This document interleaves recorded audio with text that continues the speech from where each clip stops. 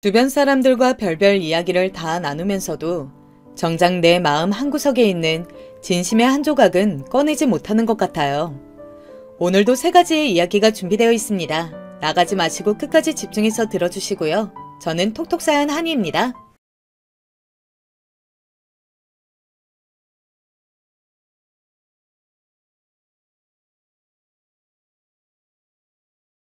안녕하세요. 저는 경기도 남부의 어느 동네에서 다사다난한 일상을 보내고 있는 주부예요. 집안일을 오래 해야 하는 순간이 오면 꼭 잊지 않고 톡톡사연을 틀어두는데요. 제 일상의 친구라고 할 수 있는 톡톡사연에 제 이야기 한번 보내보고 싶어서 모처럼 컴퓨터 의자에 앉아보았습니다.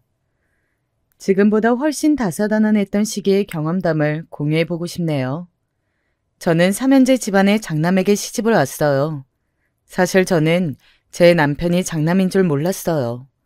연애할 때 그런 말을 안 했거든요. 저와 결혼하자면서 오만 바람을 다 잡아놓은 다음에야 남동생만 둘이라는 사실을 저에게 밝혔습니다. 내가 저번에 사진 속에 발견한 사촌 동생들이 그러면 사촌이 아니라 친동생이었다는 거야? 어떻게 그래? 미안해. 그동안 말을 하려고 몇 번 생각은 했었는데 네 반응이 너무 안 좋을 것 같아서 자일피일 미루다 보니 오늘까지 와버렸다. 면목이 없어. 나쁜 마음으로 숨긴 건 아니니까 용서해주라. 나를 속였잖아. 그런데 그게 어떻게 숨긴 게 아닌 걸로 될 수가 있어? 일단 이유부터 말해줘야지. 왜 동생들이 있다는 걸 숨긴 거야? 하나도 아니고 둘이나 있는데. 그게 사실은 내가 동생들이 있는 장남이라고 하면 네가 부담스러워할 것 같았어. 우리 사귄 지 얼마 안 되었을 때 네가 나한테 했던 말 기억나? 형제 있는 집 장남에게 시집가는 여자들 보면 자기 무덤 스스로 파는 것 같다. 이랬었잖아. 게다가 우리 부모님은 결혼을 좀 늦게 하신 경우였기 때문에 나이가 꽤 있으시단 말이야. 이런 집 맏며느리로 네가 들어오기 싫어할 것 같았어. 아니, 아무리 그렇다고 해도 가족관계를 속였다는 건 말이 안 돼. 오빠는 지금 내가 얼마나 당황했는지 상상도 못할 거야. 지금껏 외동인 줄 알았는데 동생만 둘이었다니. 내가 오빠의 사촌이라고 알았던 그 동생들이 친동생들이었다니 너무 어이가 없는데 오빠가 지레짐작으로 걱정이 너무 많이 돼서 어쩌다 보니 속인 기간이 길어져서 오늘까지 왔다고 쳐. 그런데 갑자기 밝히는 건 왜 밝히는 거야? 나한테 이해와 용서를 받을 자신이 있어서 이러는 거겠지? 그런데 어째? 나는 별로 그러고 싶지가 않아. 떡 줄 사람은 생각도 안 하는데 오빠 혼자서 정말 너무하다. 저를 속였던 남편의 태도가 괘씸했습니다. 저에게는 시부모님의 연세로 대충 그렇게 말해줬었는데 제가 그거 듣고서 짐작했던 것보다 실제 연세가 5살은 더 많으셨어요. 얼마나 어이가 없었던지 몰라요. 기만을 당한 것 같아서 한참 씩씩거리고 있는데 불이 난 집에 부채질하는 것도 아니고 남편이 갑자기 씩 웃으면서 제 어깨를 두드리는 것이 아니겠어요? 이 남자가 정말로 돌았나? 아니면 미쳤나? 그렇게 생각했을 때였습니다. 재은아, 내 말 들어봐. 나한테는 정말 좋은 일이 생겨서 지금 자신감을 얻어서 이러는 거야. 내가 지방의 신부서로 발령받고 싶어서 안달이 났었다는 거 너도 잘 알지? 뭐? 당연히 잘 알지. 오빠가 거기 가서 더 좋은 환경에서 일도 하고 연봉도 더 높게 받고 싶다면서 그러면 여한이 없을 것 같다고 노래를 불렀었잖아. 그런데 갑자기 그 얘기는 왜 꺼내? 설마 오빠 거기 가게 됐어? 어려울 것 같다고 하지 않았었어? 가기로 결정난 2명이 모두 개인 사정으로 퇴사를 하게 됐어. 그래서 나한테까지 기회가 와서 덥석 물어버렸지. 우리 부모님은 내가 갑자기 멀리 가서 일하게 됐다고 섭섭해하시는 눈치인데 나는 전혀 그렇게 생각 안 해. 언제까지고 지금 수준에서 그런 연봉이나 받고 빌빌거리면서 살 수는 없잖아. 더 발전을 해야 너한테 이렇게 청혼도 하지. 재은아, 그동안은 내가 너무 못났고 부족해서 내 진짜 모습들을 너에게 감추기 급급했어. 하지만 이제는 그러고 싶지가 않아. 우리 결혼해서 잘 살아보자. 내 청혼 받아줄 거지? 갑자기 가족관계를 그동안 속여왔던 걸 고백할 때는 언제고 웬 청혼이란 말인가요? 그런데 더 웃긴 건 저도 모르게 제 고개를 끄덕이고 있었다는 사실입니다. 머리로는 기가 막히네 라고 생각을 하고 있었으면서 고개가 자동으로 끄덕이더라고요. 남편은 저에게 고맙다며 평생을 행복하게 해주겠다는 말과 함께 포옹을 해왔죠. 그걸 이제 와서 뿌리칠 수는 없었습니다. 떨떠름하게 남편을 마주 안아 주었고 그것으로 결정된 결혼이었어요. 냉정하게 조건을 따져보자면 제가 남편의 청혼을 거절할 군번이 아니기는 했습니다. 저는 친정이 얌전하게 표현을 해봐도 개판이었거든요. 그놈의 돈 때문에 오만 몸고생, 마음고생 다 하면서 살았습니다. 어렸을 때는 제법 살만했어요. 맞이라서 온갖 모범과 희생을 강요당했던 저. 그리고 아들이라는 이유로 어와둥둥 내 새끼 소리만 들으며 컸던 남동생. 부모님의 외모에서 장점만 물려받아서 아기 때부터 제법 귀여웠던 여동생. 이렇게 삼남매는 아웅다웅 살고 있었는데 전부 다 친정아버지 때문이었죠. 도박 중독자이셨어요. 도박에 빠지셔서 가정을 망쳐놓으셨습니다. 처음에는 수중에 있는 돈으로 해결했다가 그게 안 되니까 친척부터 오만 인맥들 다 동원해서 돈을 빌렸고 거기서 또 막히니까 도박빚을 갚기 위해 대출을 했고 그 이후에는 아담에도 소중한 보금자리였던 집을 팔았고 심지어는 살림살이마저 정리하기 시작했었네요. 그렇게 자꾸 상황이 악화되어 가다 보니까 저도 너무 힘들었어요.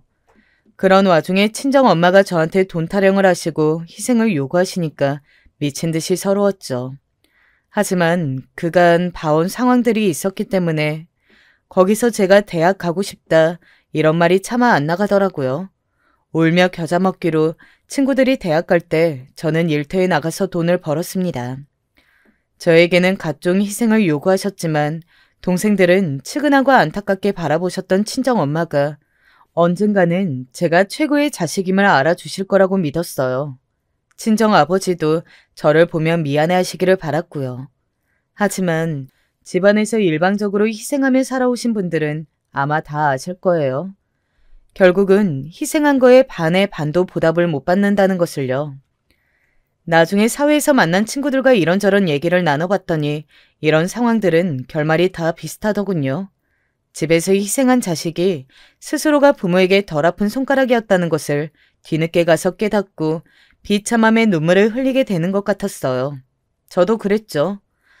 말로는 친정아버지와 함께 생을 마감하는 게 낫다고 소리치셨던 친정엄마이셨지만 정작 이혼도 안 하셨고요. 도박빚 갚는 것의 1등 공신은 당연히 저였고요. 제 남동생은 고등학교 때 공부를 그럭저럭 했지만 정작 중요한 대학 입시는 완전히 망쳤고요.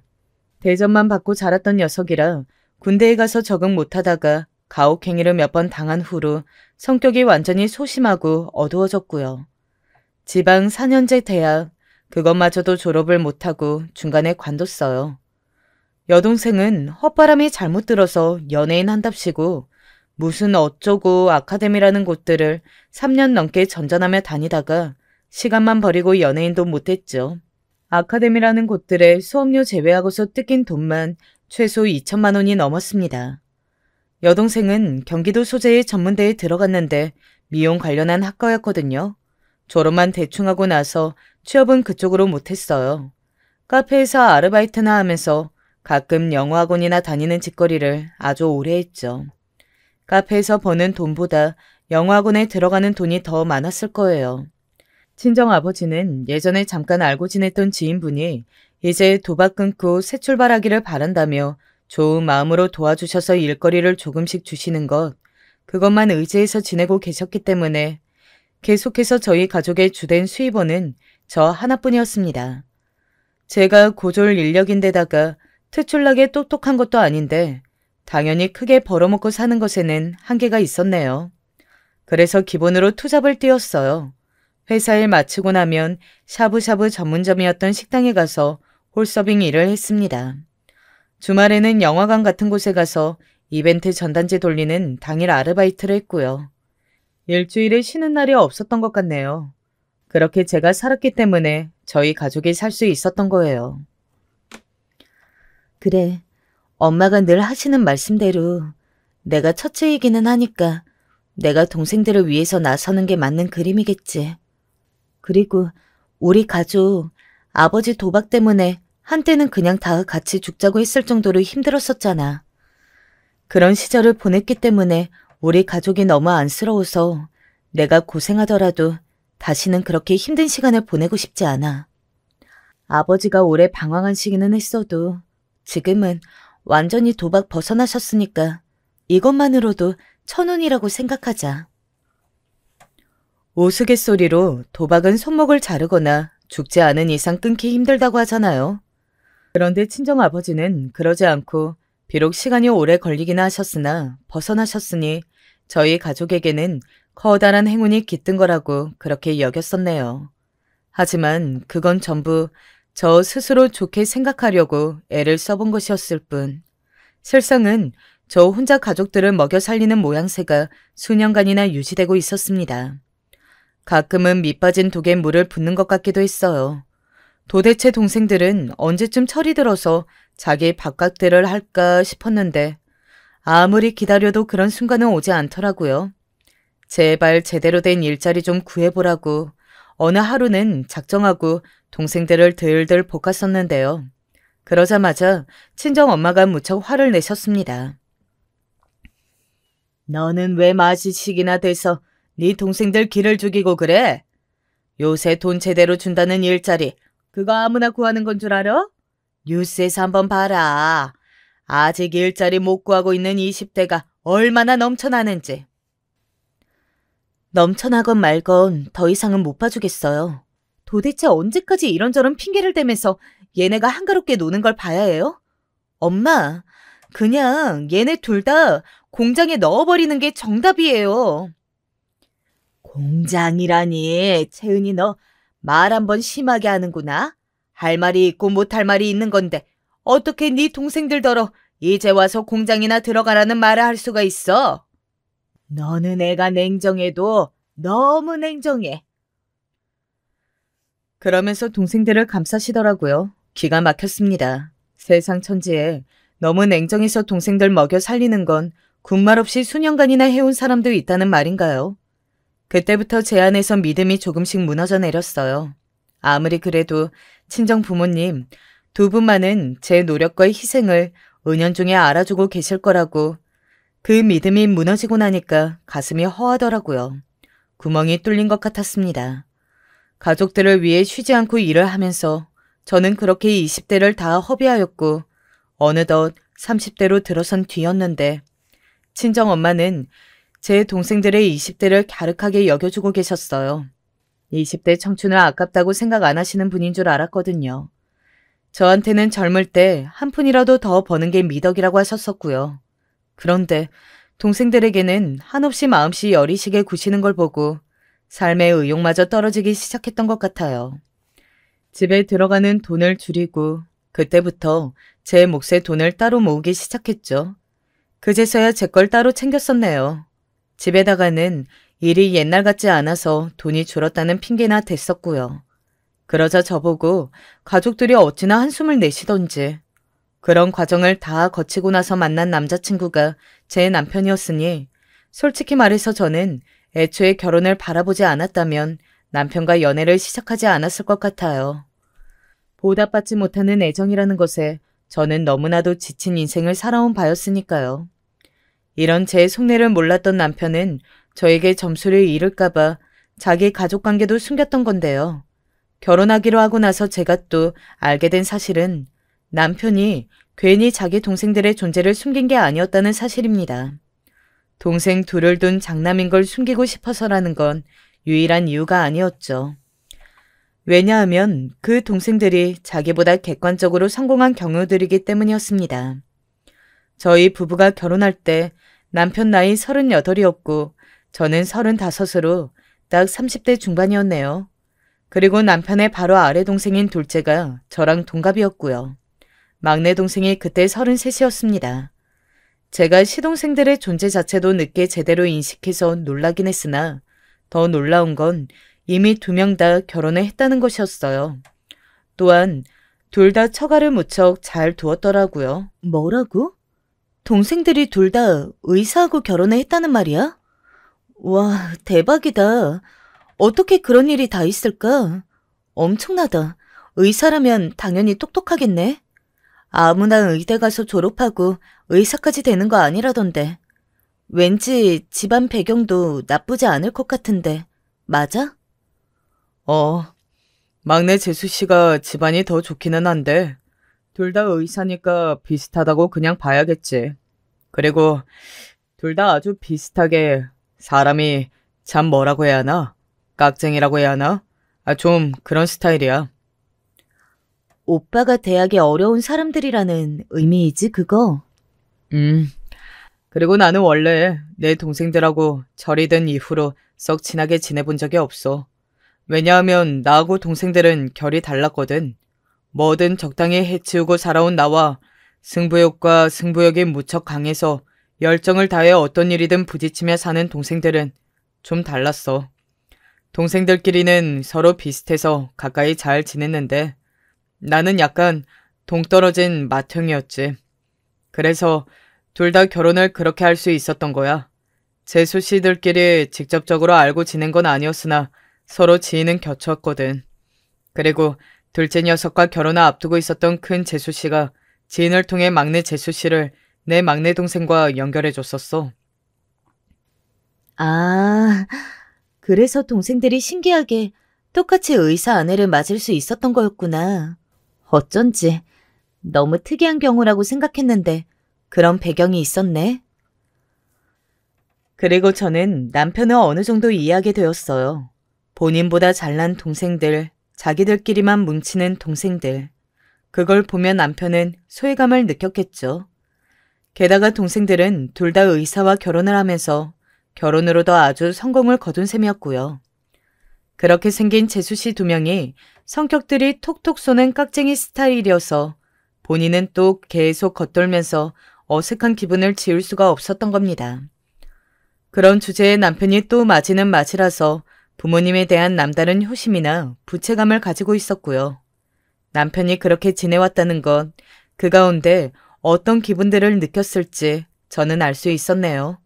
저 또한 맞이였고 동생들보다 어렸을 때부터 몇 배로 고생하면서 지내왔는데 결국 저에게 남은 것은 무엇인가를 생각해보면 허무해질 때가 많았거든요. 남편은 처음부터 저를 마음에 들어했는데 저를 놓치고 싶지 않으니 가족 얘기를 속이며 동생들에 대한 열등감과 어려운 감정들마저 감추고 싶어 했던 겁니다. 저는 그런 남편의 마음을 감싸주고 싶어졌고 결혼해서 다른 지역으로 가서 사는 것도 너무 즐겁게 생각이 되었어요. 가족을 누구보다 사랑하지만 멀리 떨어져서 살고 싶은 남편의 이율배반적인 그 마음. 제가 아주 10분 이해하는 사람이었으니 저희 부부는 그런 면에서 천생연분이었을지도 모르겠습니다. 결혼, 이사, 연봉 상승이라는 3마리 토끼를 잡은 남편은 행복해했고 저도 따라서 행복하게 잘 지냈습니다. 제가 결혼해서 다른 지역으로 간다고 하자 친정 식구들은 하나같이 그럼 돈은? 이런 반응이었어요. 앞으로 친정집에 전달되는 용돈은 어떻게 되느냐는 것이었죠. 저는 결혼하면서 친정의 원조를 못 받는 입장이라 스스로 해결해야 하므로 이때 들어가는 돈이 너무 많아서 당분간 친정에 돈을 줄 수 없다고 그랬습니다. 친정 식구들은 결혼이라는 어마어마한 변수 앞에서 저한테 아무 말도 못하고 전전긍긍이었죠. 그리고 시댁 식구들은 저를 반겨주지도 거부하지도 않았고 그저 미적지근한 반응이었습니다. 시동생들 그리고 잘난 의사 동서들은 저희 부부를 향해서 그냥 잘됐다라는 상투적인 축하 인사를 전해온 게 전부였어요. 제가 다른 집들의 경우를 잘 아는 거 아니지만 그래도 형이 결혼한다 그러면 동생들이 형수를 궁금해하거나 그러지 않나요? 전혀 아니더라고요. 크게 관심도 없는 것 같았어요. 자기 일들 하기 바빴고요. 동서들은 말할 것도 없었죠. 공사 다망한 의사님들이라서 시간 내기 힘들다고 상견례니 뭐니 하는 것들에 자기들은 일절 참석 안 한다고 그랬어요. 알아서 결혼하라고 그러더라고요. 왜 남편이 연애하면서 동생들의 존재를 속였는지 또 한 번 이해가 가는 순간이었습니다. 시아버지께서는 원체 건강이 썩 좋지 않으셨기 때문에 아직 미혼으로 남아있던 장남의 결혼에 반색을 해주셨고요. 시어머니께서는 별 특별한 말씀 없이 무던하게 결혼 진행을 하자고만 그러셨어요. 아, 따로 제 앞에서 이런 말씀을 주시기는 하셨었네요. 며느리를 셋 다 잘 볼 수는 없지. 이미 둘이나 잘 봤는데 나머지 하나도 욕심내면 그건 천벌받는 걸 거야. 많이 부족하면 어때? 건강하고 아이 잘 낳아서 키우고 그러면 되는 거겠지. 우리 귀한 장남을 이렇게 보내는 게 아쉽긴 하지만 어쩔 수 없다고 생각해야지. 혼잣말처럼 말씀을 하셨는데 그건 저 들으라고 하신 말씀이었기에 당최 어떻게 대답을 해드려야 할지 모르겠어서 그냥 가만히 고개만 끄덕끄덕였던 기억이 나네요. 자식 농사 잘 짓고 의사 며느리들 잘 들인 시댁에 비하자면 제 친정 솔직히 정말 객관적으로 기우는 조건이었잖아요. 그래서 그냥 숙이고 들어갔어요. 남편이 저를 너무 좋아해줘서 다행이라고 생각했었네요. 결혼하고 나서 생전 처음 살아보는 지역에서 생활을 시작했으나 남편이 있었기에 힘들지는 않았어요. 저는 거기서 작은 사무직 일자리를 구해서 최저 시급을 받으면서 일을 다녔고요. 그걸 가게에 이바지도 하고 살림 알뜰살뜰하게 하면서 남편 뒷바라지 했네요. 남편은 새로운 환경에 적응하는 게 힘들다고 하면서도 자기 식구들과 멀리 떨어져서 저하고 단둘이 새 출발한 것 자체가 즐겁다고 그랬어요. 저도 그 기분은 비슷했고요. 연애하면서 저한테 속였던 것들이 있었기 때문에 그걸 만회하기 위해서라도 저에게 잘하겠다면서 남편이 호언장담했었는데 남편은 그걸 지켜줬습니다. 알콩달콩 재미있게 첫 1년을 잘 살았을 때 일이 좀 터졌어요. 제 남동생이 주식을 시작했다가 돈을 날려먹은 거였는데요. 심약한 남동생은 자기가 크게 실패했다는 생각에 집에 처박혀서 인터넷으로 편하게 죽는 법 이런 거나 하루 종일 찾아봤대요. 그걸 아시고 친정엄마가 뒤로 넘어가셨죠. 애지중지하신 아들이었으니까요. 이게 다 귀한 아들한테 몹쓸 도박 유전자를 물려준 그 인간 때문이야. 그리고 장녀라고 있는 것이 무책임하게 자기만 잘 살겠다고 결혼해서 홀라당 떠나버린 재은이 때문이기도 해. 재은이가 자기 남동생만 잘 챙겼다고 이런 사달은 안 났지. 뒷목 잡고 쓰러지신 채로 그런 소리만 계속 반복하셔서 여동생이 질린 나머지 저에게 연락을 해서 이모저모를 알려줬던 거예요. 아, 친정의 마수는 어디까지인가 싶어서 지겨웠습니다. 그래서 무시하고자 했건만 친정 아버지 또한 급성 알코올 중독으로 쓰러지신 거예요. 심란함을 술로 다스리려고 하시다가 그랬다네요. 여동생이 저에게 도움을 청했습니다. 부모님 두 분 다 쓰러지셨고 남동생은 자기 정신만 잘 챙겨도 고마울 지경이고 자기는 이제서야 미용실 말단으로 일을 시작했는데 도저히 가족에게 시간을 쏟을 수가 없다네요. 그래서 저뿐이라고 그랬어요. 철없던 여동생이 뒤늦게 이제서야 뭐라도 해보려고 일을 시작한 참이었으니 제가 참 모른 척하기가 애매했습니다. 저는 남편과 상의 끝에 사무직 일을 그만두었고 임신 계획도 미룬 채 일주일에 3일만 나가는 아르바이트만 하면서 친정집으로 오갔네요. 저만 믿고 저만 보고 쓰러지신 것 같아서 친정 부모님이 원망스럽기까지 했어요. 그리고 이 소식은 자연스레 시댁에도 흘러 들어갔죠. 이 정도의 근황은 숨겨진다고 숨겨지는 게 아니었으니까요.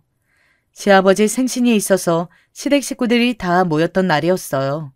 그런데 그 자리에서 원래 시댁에 큰 집이 도맡고 있고 제사를 이제 시부모님께서 가져오려고 하신다는 그런 얘기가 오갔습니다. 제 시댁이 제사를 도맡게 된다니 며느리로서 썩 달가운 일은 아니었어요. 가뜩이나 피곤하고 생각할 거리가 많았던 와중에 그런 얘기까지 듣게 되니까 저도 모르게 어깨가 축 처졌던 것 같아요. 식사가 끝나고 상을 치우느라 어수선한 틈에 동서들이 저에게 한마디씩 하더군요. 형님, 오늘 참 안색이 안 좋아 보이시네요. 누가 보면 집에 우환이라도 있는 줄 알겠어요. 언니, 여기 형님 댁에 정말로 우환 있잖아요. 형님 친정 얘기 언니는 여태까지 못 들었어요? 개판도 그런 개판이 아니라던데. 그래서 형님이 엄청 고생 중이시래. 그쵸, 형님? 동서들은 자기들끼리 언니 동생하면서 잘 놀고 있었더라고요. 작은 동서가 큰 동서한테 친근하게 언니라고 칭하는 것을 듣고 제가 얼떨떨했습니다. 제 친정이 삽시간에 개판이라고 칭해진 것에 저는 너무 당황해서 일단은 가만히 있었어요. 그랬더니 큰 동서가 저를 가만히로 보면서 이렇게 비웃더군요. 어머, 그래? 나는 개판이 아니고 난장판이라고 들었는데 개판이었구나? 우리 동생이 그렇다면 그런 거겠지. 형님, 개판 친정 때문에 많이 힘드시겠어요. 그래도 너무 좌절하지는 마세요. 대한민국에서 그 정도면 평균값과 근사치라고 볼 수 있어요. 정말로 밑바닥인 인생은 형님처럼 이렇게 멀쩡한 집안에 시집도 올 수 없고요. 저희같이 엘리트 계급하고 동서지간이 될 수도 없어요. 그러니까 형님은 아주 불행한 인생은 아닌 거죠. 형님, 힘들고 지치실 때는 늘 자신보다 불행한 인생들을 떠올리면서 파이팅 하세요. 저희도 형님 덕분에 오늘도 파이팅하고 갑니다. 그러면서 환하게 웃으며 주먹을 불끈 쥐어 보이더군요. 정말로 저에게 파이팅을 불어 넣어주려는 듯 말이에요. 저는 얼떨결에 맞장구 치듯이 파이팅을 해주고 말았는데요. 분위기에 휩쓸려서 그러고 말았을 뿐인데 동서들이 푹 하면서 동시에 웃음을 꽉 참는 표정을 짓더니 황급히 돌아서서 가버렸습니다. 그리고 남겨진 저는 밥상을 홀로 치우면서 생각했죠. 왜 동서들은 이걸 같이 마저 안 치울까?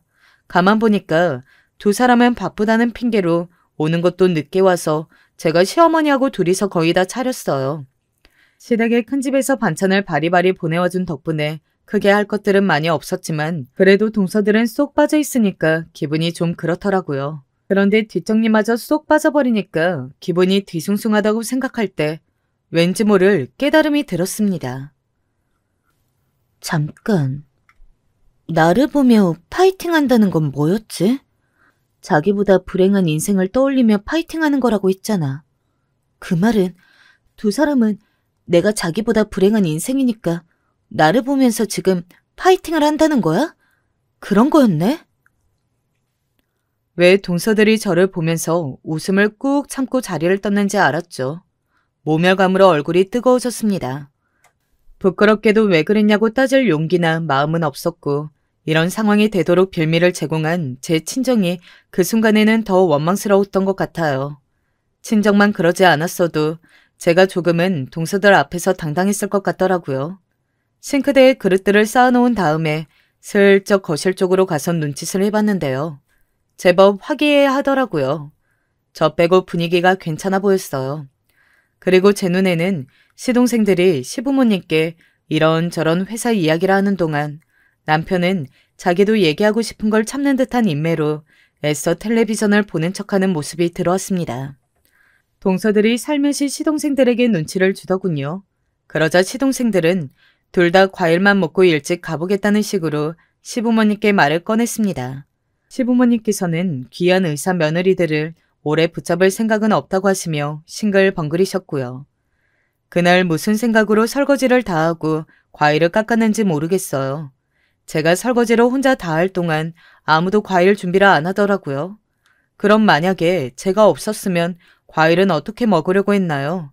어이가 없었지만 동서들은 모르쇠로 일관하고 있고 시동생들은 저에게 살가이 말 한 번 안 붙이는 사람들이었으니 제가 따질 곳은 없었습니다. 후식까지 저 혼자 다 했네요. 집으로 가는 길에 제가 남편한테 솔직히 말을 했어요. 시댁 친정과 가까이 안 살아서 그나마 다행이라고요. 그랬더니 남편도 공감한다는 듯 고개를 무척 끄덕이더군요. 저는 친정이라는 족쇄가 있었으니 어쨌거나 남편에게 미안한 입장이었던 것 같아요. 그래서 그 다음에 있었던 시댁의 제사에도 부랴부랴 참석을 해서 준비를 했던 것이었겠죠. 오로지 남편 하나 위해서 그랬네요. 제가 친정 식구들 때문에 머리 싸맬 때 남편이 묵묵하게 굴어줬으니 그게 고마워서라도 허리 두드려가면서 제사 준비를 했습니다.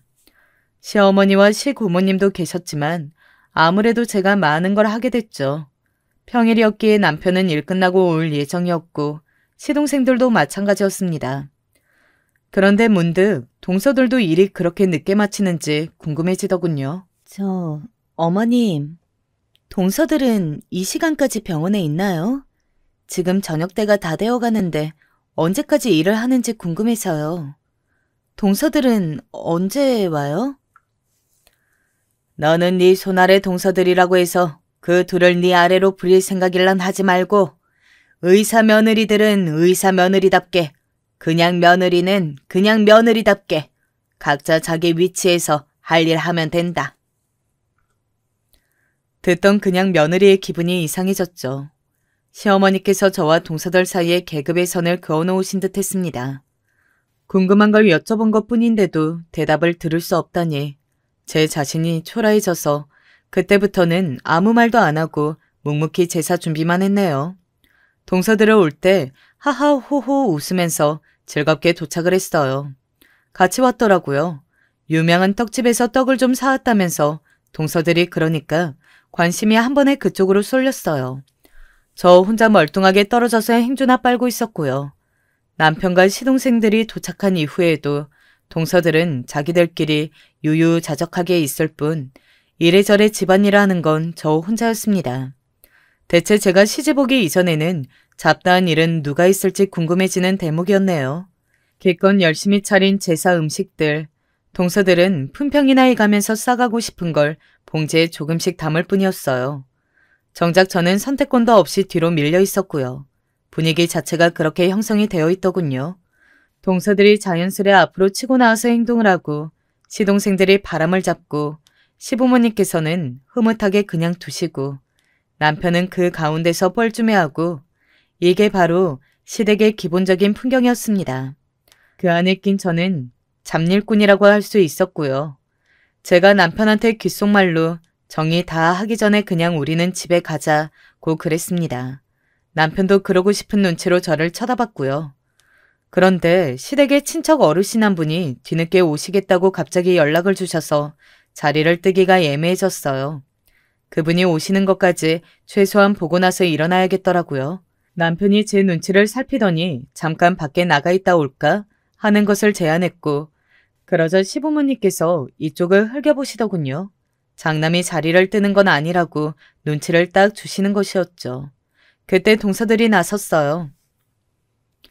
아무래도 아까부터 형님이 너무 피곤해 보이시네요. 힘든 거 알아달라는 듯 허리도 자꾸 손으로 두들리고 계시는데 요 앞에 카페에서 커피 한 잔 제가 사드릴까 봐요. 그거 좋다. 아버님, 어머님, 저희가 형님 데리고서 카페에 잠깐만 다녀올게요. 그래도 되죠? 작은 동서가 웃으면서 묻자 시어머니께서 별 말씀 못하시고 고개를 끄덕여 주셨어요. 저는 얼떨결에 동서들과 함께 시댁 근처의 카페로 가게 되었습니다. 시댁에 틀어박혀서 제사 음식들 준비하느라 진땀을 하도 뺐던지라 밖에 나오니까 기분이 좀 상쾌해지더라고요. 동서들에게 문득 고마운 마음이 들었고 이렇게 좀 가까워지나 싶었는데 그건 제 착각이었습니다. 같이 나가자고 해줘서 고마워. 나오니까 너무 좋다. 나는 여태 여기에 카페가 있는 줄도 몰랐네.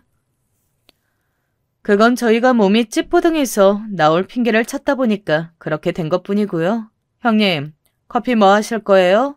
라떼? 모카? 아니면 그냥 아메리카노? 빨리 정하세요.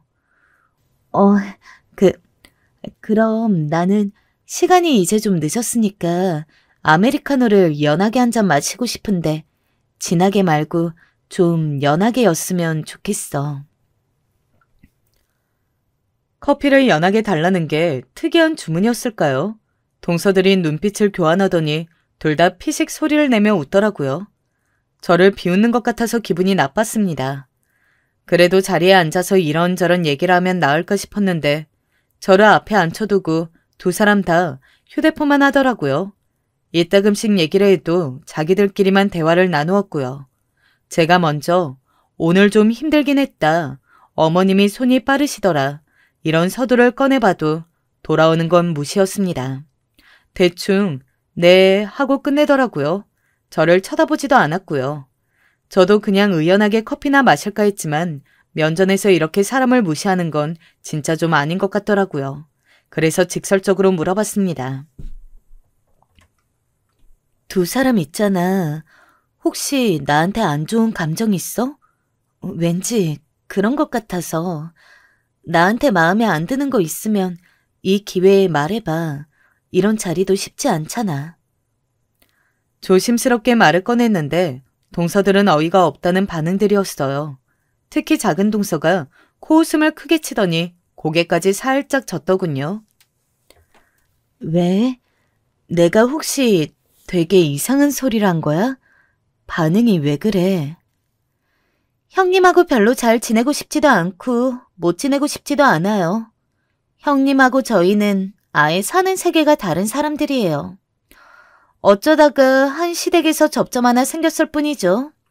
그런데 형님이 약간 주제넘게 구시려는 것 같아서 그게 좀 웃겼을 뿐이에요. 형님은 그냥 형님 인생이나 사세요. 의사 동서들 생겼다고 해서 이쪽에 기웃거리실 작정인가 본데 그런 거 보기에 너무 추해요. 작은 동서의 말이 끝나자마자 큰 동서가 휴대폰하고 자기의 음료수를 챙겨서 일어났어요. 그러자 작은 동서도 금방 따라 일어났고요.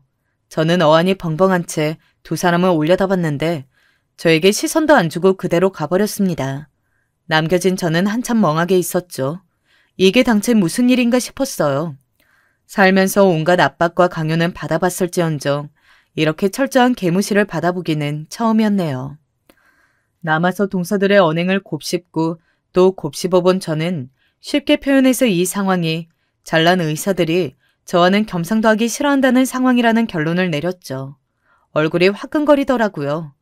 그러면서 마음은 좀 차갑게 식었던 것 같아요. 자기들은 저처럼 다사다난한 친정을 두지도 않았고 전문직 달아서 잘 나가는 인생들이라 이거였죠. 저와 어울리고 싶지 않다고 하니 저도 굳이 매달리고 싶지 않았습니다. 남편에게 연락해서 나오라고 할까 하다가 마음 굳게 먹고서 시댁으로 돌아갔어요. 아무렇지도 않게 행동했죠. 제사 뒷정리 다 끝날 때까지 아무 내색 안 했습니다. 동서들이 자꾸만 저를 눈치타던데 그것도 모른 척했어요. 태연하게 인사하고 남편과 집으로 왔네요. 남편에게도 별말 안 했어요. 동서들이 저를 깔보고 무시하겠다면 저도 그렇게 철저히 무시해주면 그만이었습니다. 그 다음부터는 시부모님께 안부 전화를 드릴 때도 시동생이나 동서들 얘기 안 꺼냈어요. 시부모님께서 저에게 그 사람들 얘기를 했을 때도 마찬가지였어요. 며느리들이 의사라서 오늘은 또 동네에 누구에게 자랑을 할 수 있었다든지 그런 말씀을 하실 때 못 들은 척하면서 반응을 안 했습니다. 전에는 와 정말요? 이런 추임새를 꼭 넣어드렸었거든요. 그런데 이제 싹 그만뒀어요. 제가 제 친정 식구들에게 깊은 애증을 가지고 있듯 남편이 어쨌든 자기가 장남이랍시고 시부모님께 애틋한 거 너무 잘 알고 있었거든요. 그래서 시부모님께만 기본 도리를 다하고 나머지는 무시하기로 했습니다. 시부모님께서 명절 준비 얘기를 일찍 꺼내셨을 때도 절대로 네, 제가 할게요. 같은 소리 일절 안 했네요. 며느리가 셋이나 되는데 아들도 셋인데 인력이 부족한 건 아니니까 나눠서 하면 어떻게든 될 것을 벌써부터 제가 나서서 해보겠다고 할 필요가 없었습니다. 마음가짐만 달리 먹었을 뿐인데 왜 벌써부터 속이 후련하지? 진작 이렇게 굴걸. 진작에 이렇게 살아볼 걸 그랬나 봐. 동서들이 쏘아 올린 작은 공이 제 안에서 스멀스멀 변화를 만들어내더군요. 남편은 원래 제 편이었으니 제가 전에 없이 냉정하게 시댁의 태도를 취하든 말든 상관 안 하더라고요.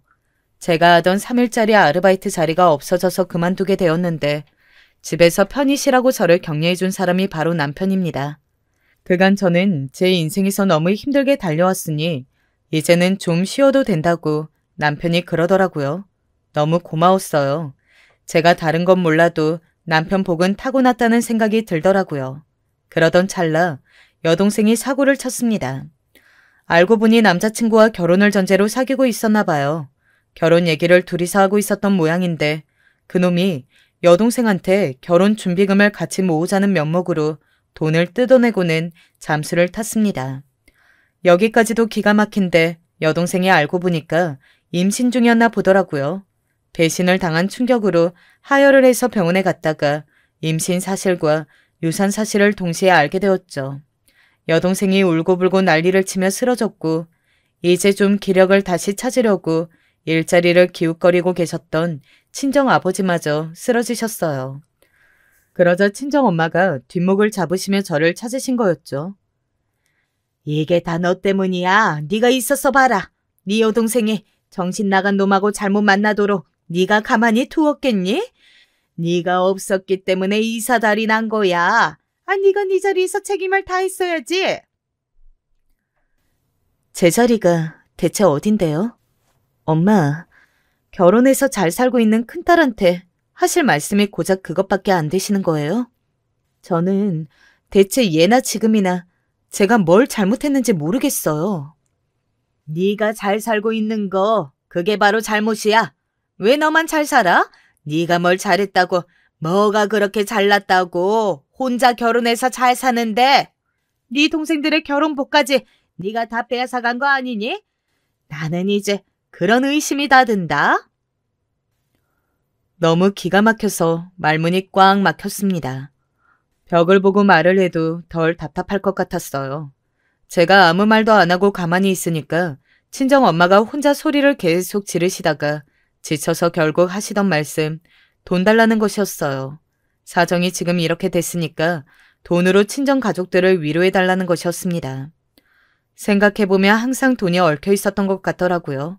그래서 제가 오만 서름을 다 쏟아낼까 하다가 잘나신 의사 동서님들이 떠올라서 가슴이 차분해졌어요. 두 사람이 알려준 좋은 방법이 있었거든요. 그것은 바로 무시였습니다. 저 때문에 그렇게 힘들고 스트레스 받으신다고 하니까 제가 사라져 드릴게요. 모든 일의 원흉인 제가 영영 사라지면 되는 일 아니겠어요? 그러면 해결 끝이죠.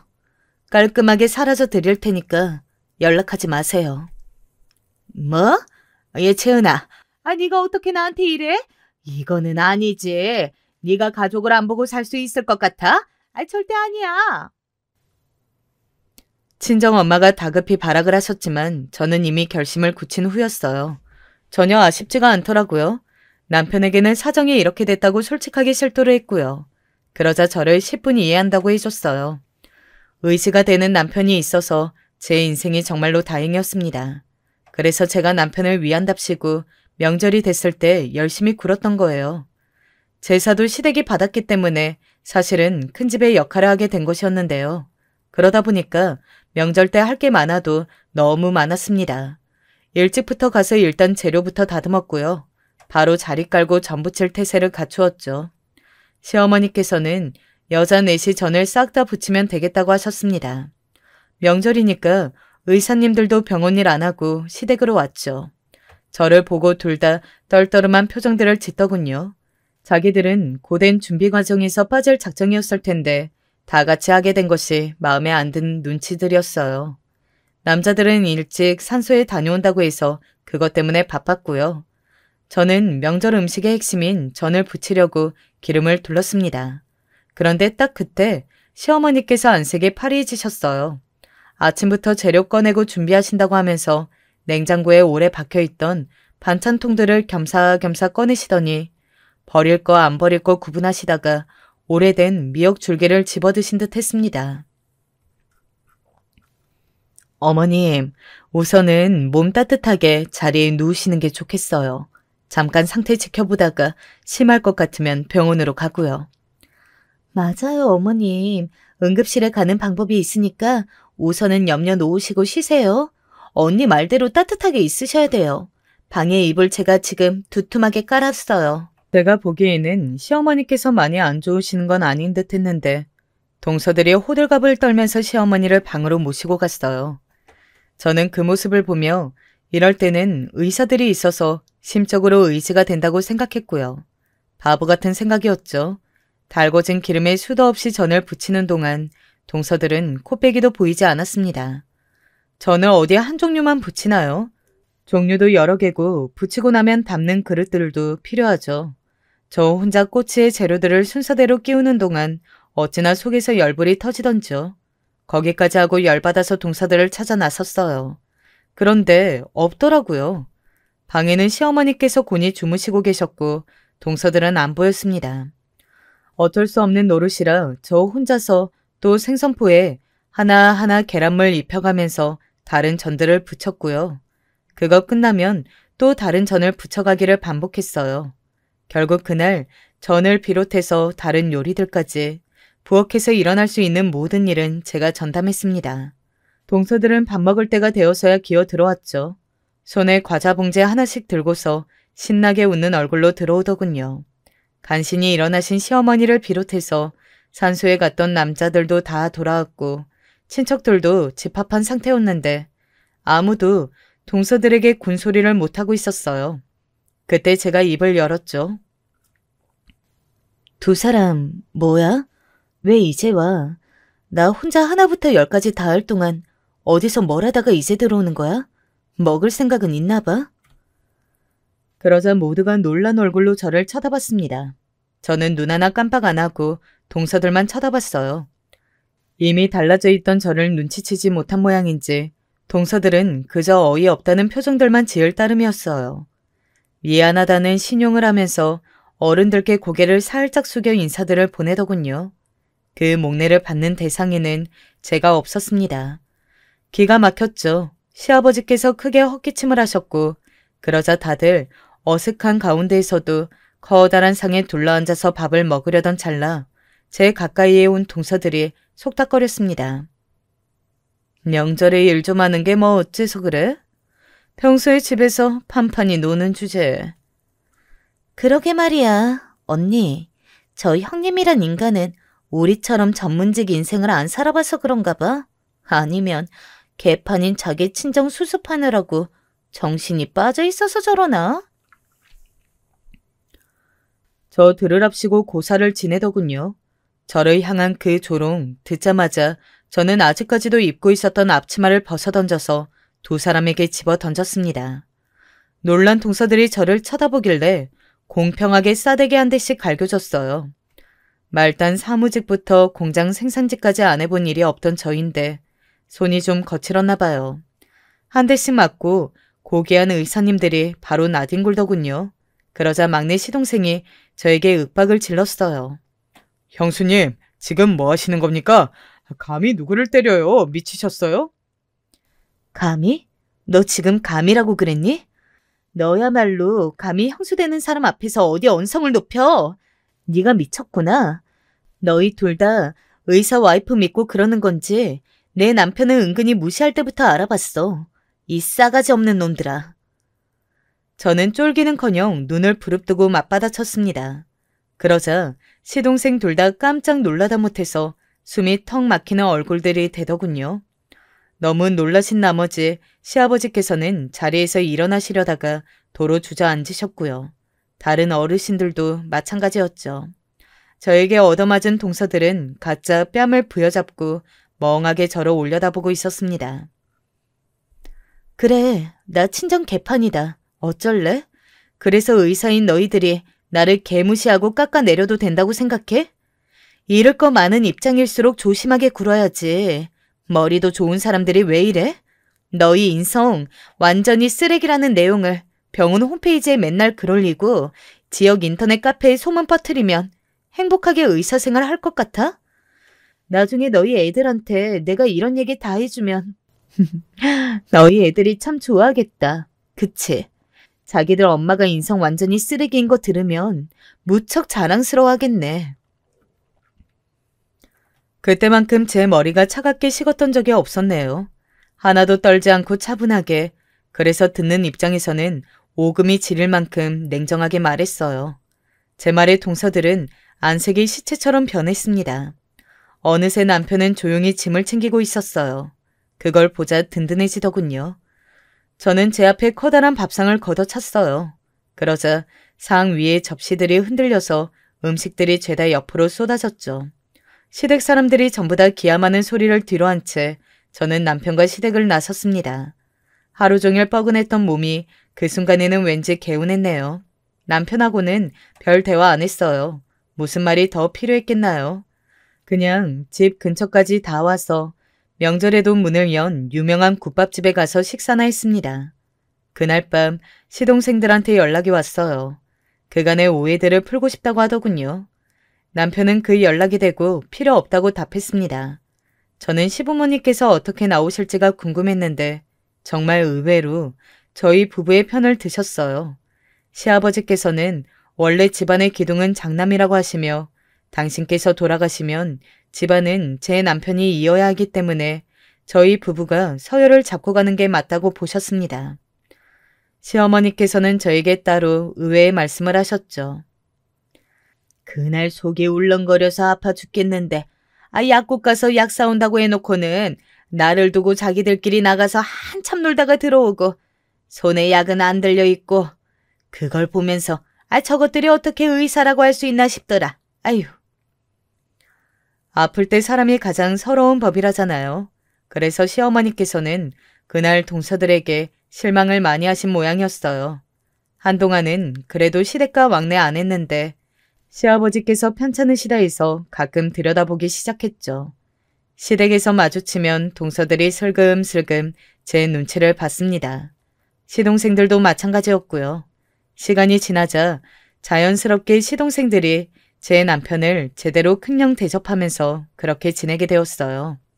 친정 식구들이나 동서들이나 원래 안 그랬던 사람들이 제 눈치를 계속 살피면서 살게 된 게 가끔은 신경 쓰일 때도 있는데 남편과 행복하니까 괜히 그런 것에 감정 소모하지 말고 잘 살려고 합니다. 안녕하세요. 성남에 사는 아줌마입니다. 너무 기가 막힌 일이 있어 사연을 쓰지 않을 수가 없었습니다. 상견례 때 일어난 일만 생각하면 며칠이 지나도 잠에서 벌떡벌떡 깨네요. 다소 제 말투가 거칠더라도 양해 부탁드립니다. 저는 아들 하나를 슬하에 두고 있습니다. 남편을 일찍 여의고 가게 하나를 차려 아들을 키워냈어요. 하나뿐인 아들이라 나름대로는 애지중지 키웠죠. 하지만 애지중지라고 표현하기는 조금 미안할 정도로 자식에겐 그리 많은 신경을 써주지 못했습니다. 먹고 살기가 팍팍했기 때문이었죠. 자식의 학비에 생활비에 허리가 등골이 휘라 일했는데도 제 벌이로는 감당이 되지가 않았어요. 그래서 아들과는 작은 쪽방, 늘 습기 차는 반지하에서 아등바등 지내야 했죠. 아들에겐 항상 미안했습니다. 용돈 한 번 제대로 못 주고 남들 다 다니는 학원에 보내줄 수 없어 중고 문제집을 사다 줘야 하고 맛있는 외식 한 번 못했으니 크는 동안 아들에게 저는 늘 죄인이었습니다. 허나 아들은 단 한 번도 힘들다, 서운하다는 내색을 한 적이 없습니다. 오히려 저를 더 위하느라 바빴죠. 일을 끝내고 잔뜩 지쳐 집에 돌아와 이불 위에 몸을 눕히면 듬직한 손으로 제 어깨를 주물러주고 파스를 붙여주면서 엄마를 그리 위해 주었습니다. 그리고 조금 더 크자 자기가 아르바이트를 구했다면서 동네 고깃집에 가서 일을 하더라고요. 수철아, 넌 공부만 해. 일은 엄마가 하면 돼. 엄마가 버는 돈이면 우리 두 식구 사는데 문제 없어. 저는 공부에만 집중하라고 그런 일 하지 말라고 했지만 아들은 그럴 때마다 씩 웃으며 엄마, 내가 좋아서 하는 일이에요. 하고 가게 사장님이나 형들이 얼마나 잘 대해주는지 모른다고 얘기하곤 했습니다. 이 엄마를 걱정시키지 않으려고 하는 말이라는 걸 알았지만 매일같이 저녁만 되면 그곳에 출근하는 아들을 막을 수가 없겠더라고요. 그리고 마음 한편으론 아들이 버는 돈이 생기니 나름 생활비에도 보탬이 되었기 때문에 남는 돈을 잘 모아놓으면 나중에 아들 학비에 푼돈이지만 보탤 수 있겠다는 생각도 들었어요. 그러던 어느 날이었습니다. 추운 겨울날이었는데 갑자기 비가 내렸습니다.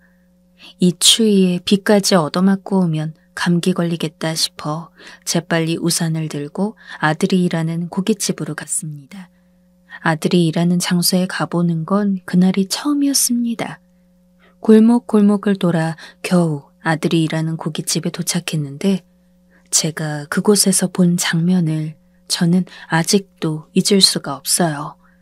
아들이 잔뜩 지친 얼굴로 눈비를 맞으며 담벼락에 기대어 있었는데 그 모습을 보는 순간 가슴이 그리 저릴 수가 없었습니다. 집에 돌아와선 늘 환한 얼굴로 일이 편하다고 말하던 아들이었는데 저는 무너져 내리듯 얼굴을 감싸 안고 주저앉아 버렸고 차마 아들에게 다가갈 수가 없었습니다. 그때 아들이 저를 발견하곤 재빠르게 웃는 얼굴로 바뀌어 무슨 일로 왔냐고 묻더라고요. 저는 우산을 조용히 아들 손에 쥐어주며 얼른 끝내고 와, 수철아. 엄마가 너 좋아하는 차돌박이 된장찌개 끓여놓고 기다리고 있을게. 하고 말했습니다. 집에 돌아오는 내내 얼마나 울었는지 모릅니다. 소리 없는 눈물을 흘리며 빗길을 걷다가 멈추다가 걷다가를 반복하며 집에 돌아왔죠.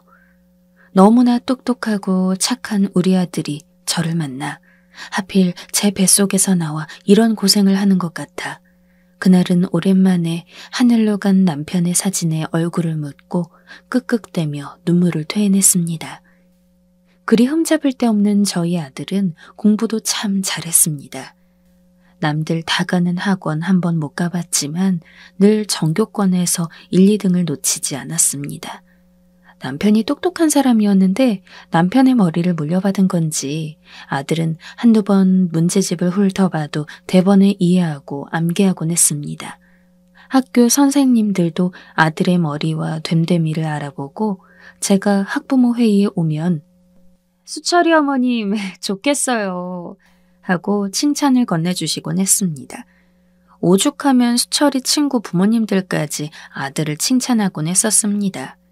가끔은 제게 어떻게 공부시켰냐고 물어보는 엄마들도 있는데 그땐 할 말이 없었죠.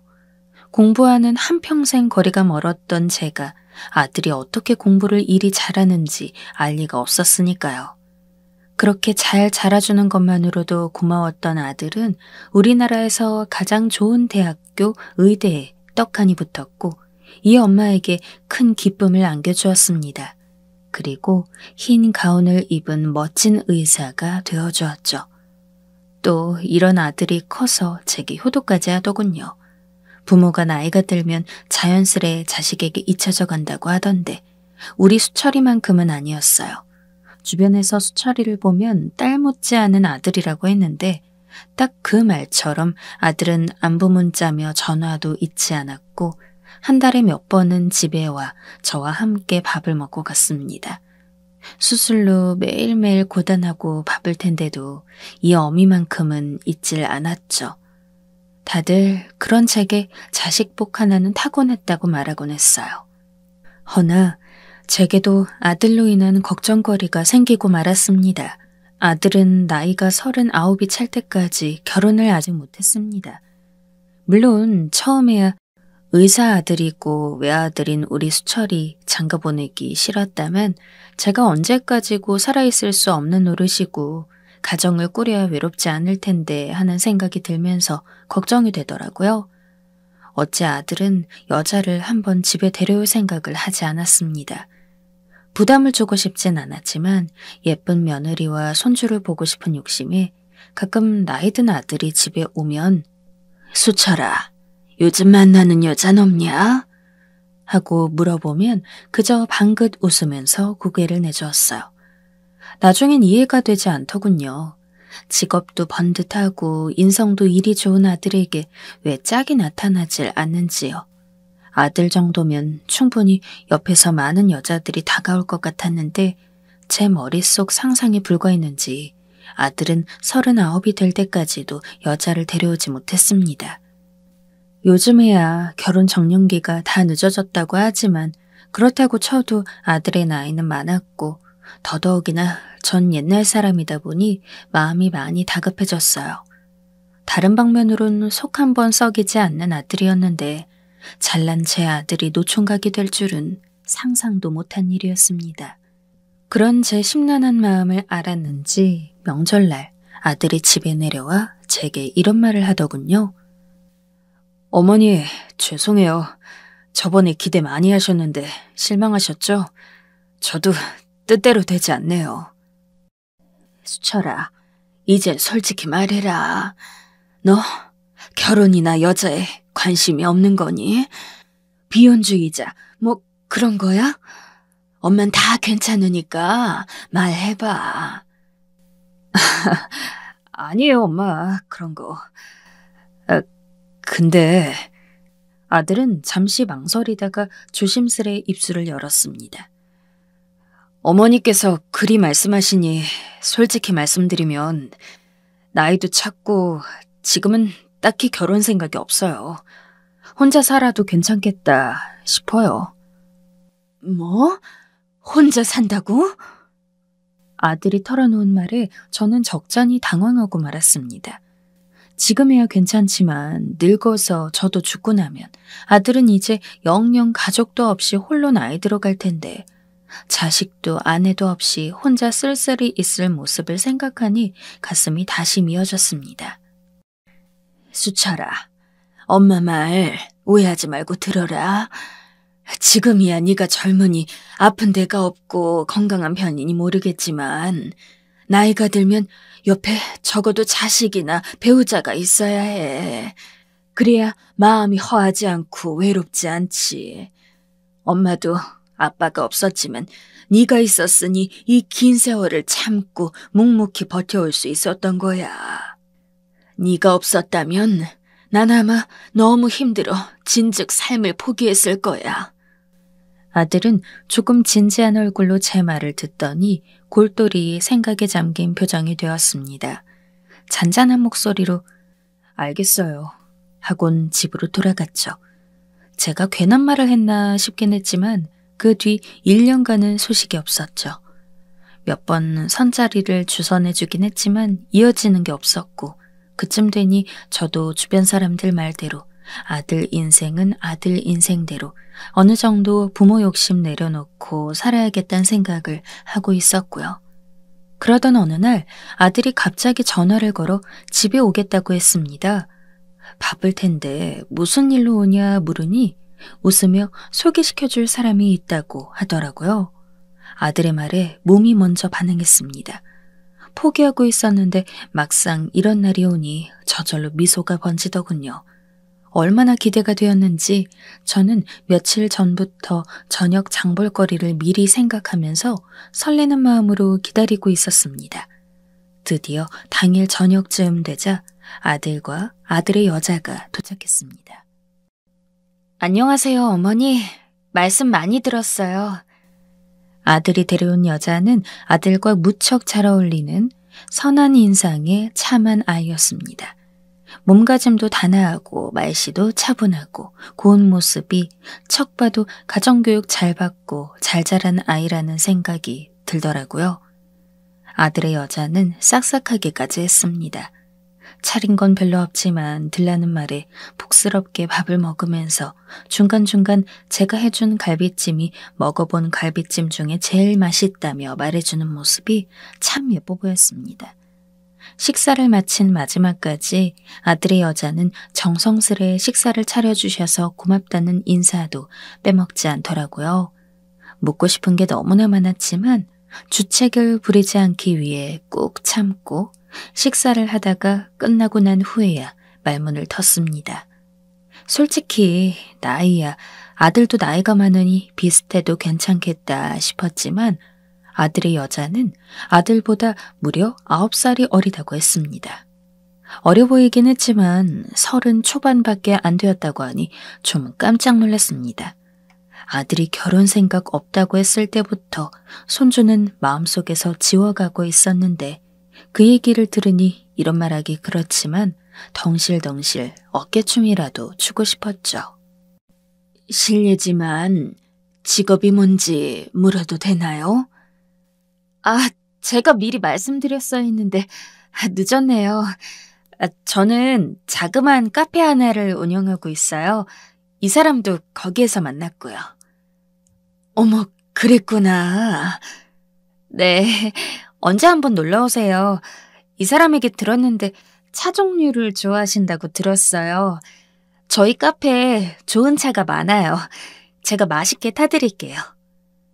카페를 운영한다고 하는 아들의 여자는 제게 꼭 놀러 오라는 말까지 했습니다. 무엇 하나 마음에 안 드는 구석이 없었습니다.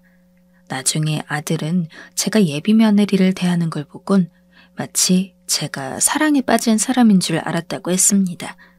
그만큼 저는 예비 며느리가 너무나 마음에 들었죠.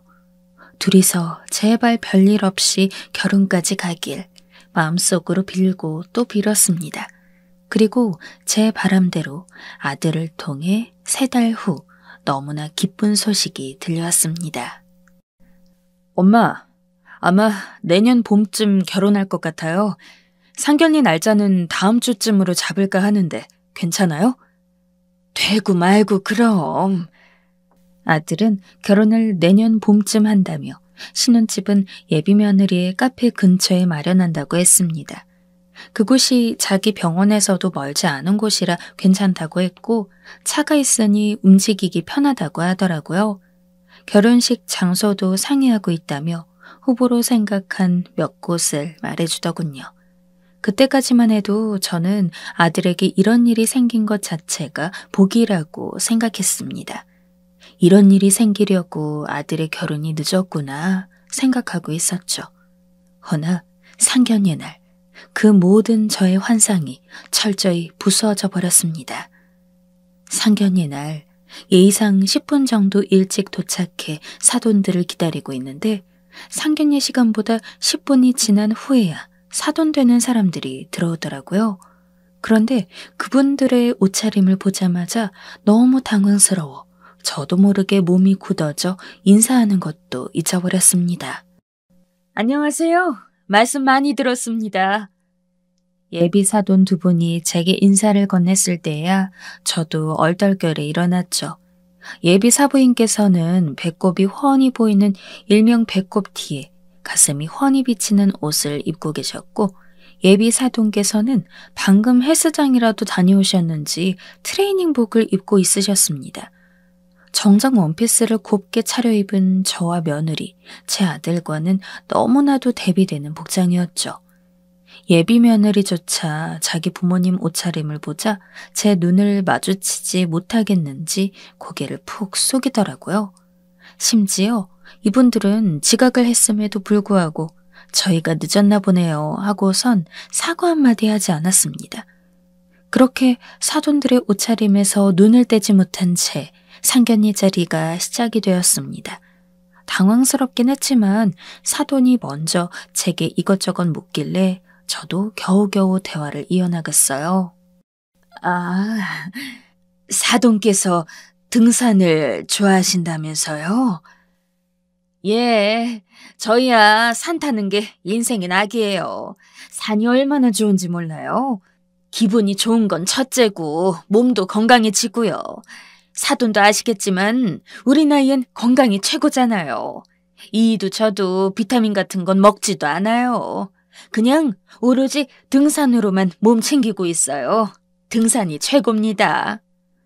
사돈은 30분간 등산하기엔 어디 산이 좋다, 등산을 하다 이런 일을 겪었다 하는 이야기들로 늘여놓으신 것 같습니다.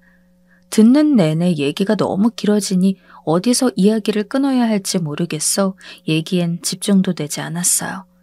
예비 며느리가 민망했는지 저를 대신해서 부모님에게 고기를 먹으라며 겨우 화제를 돌렸습니다. 그때였습니다.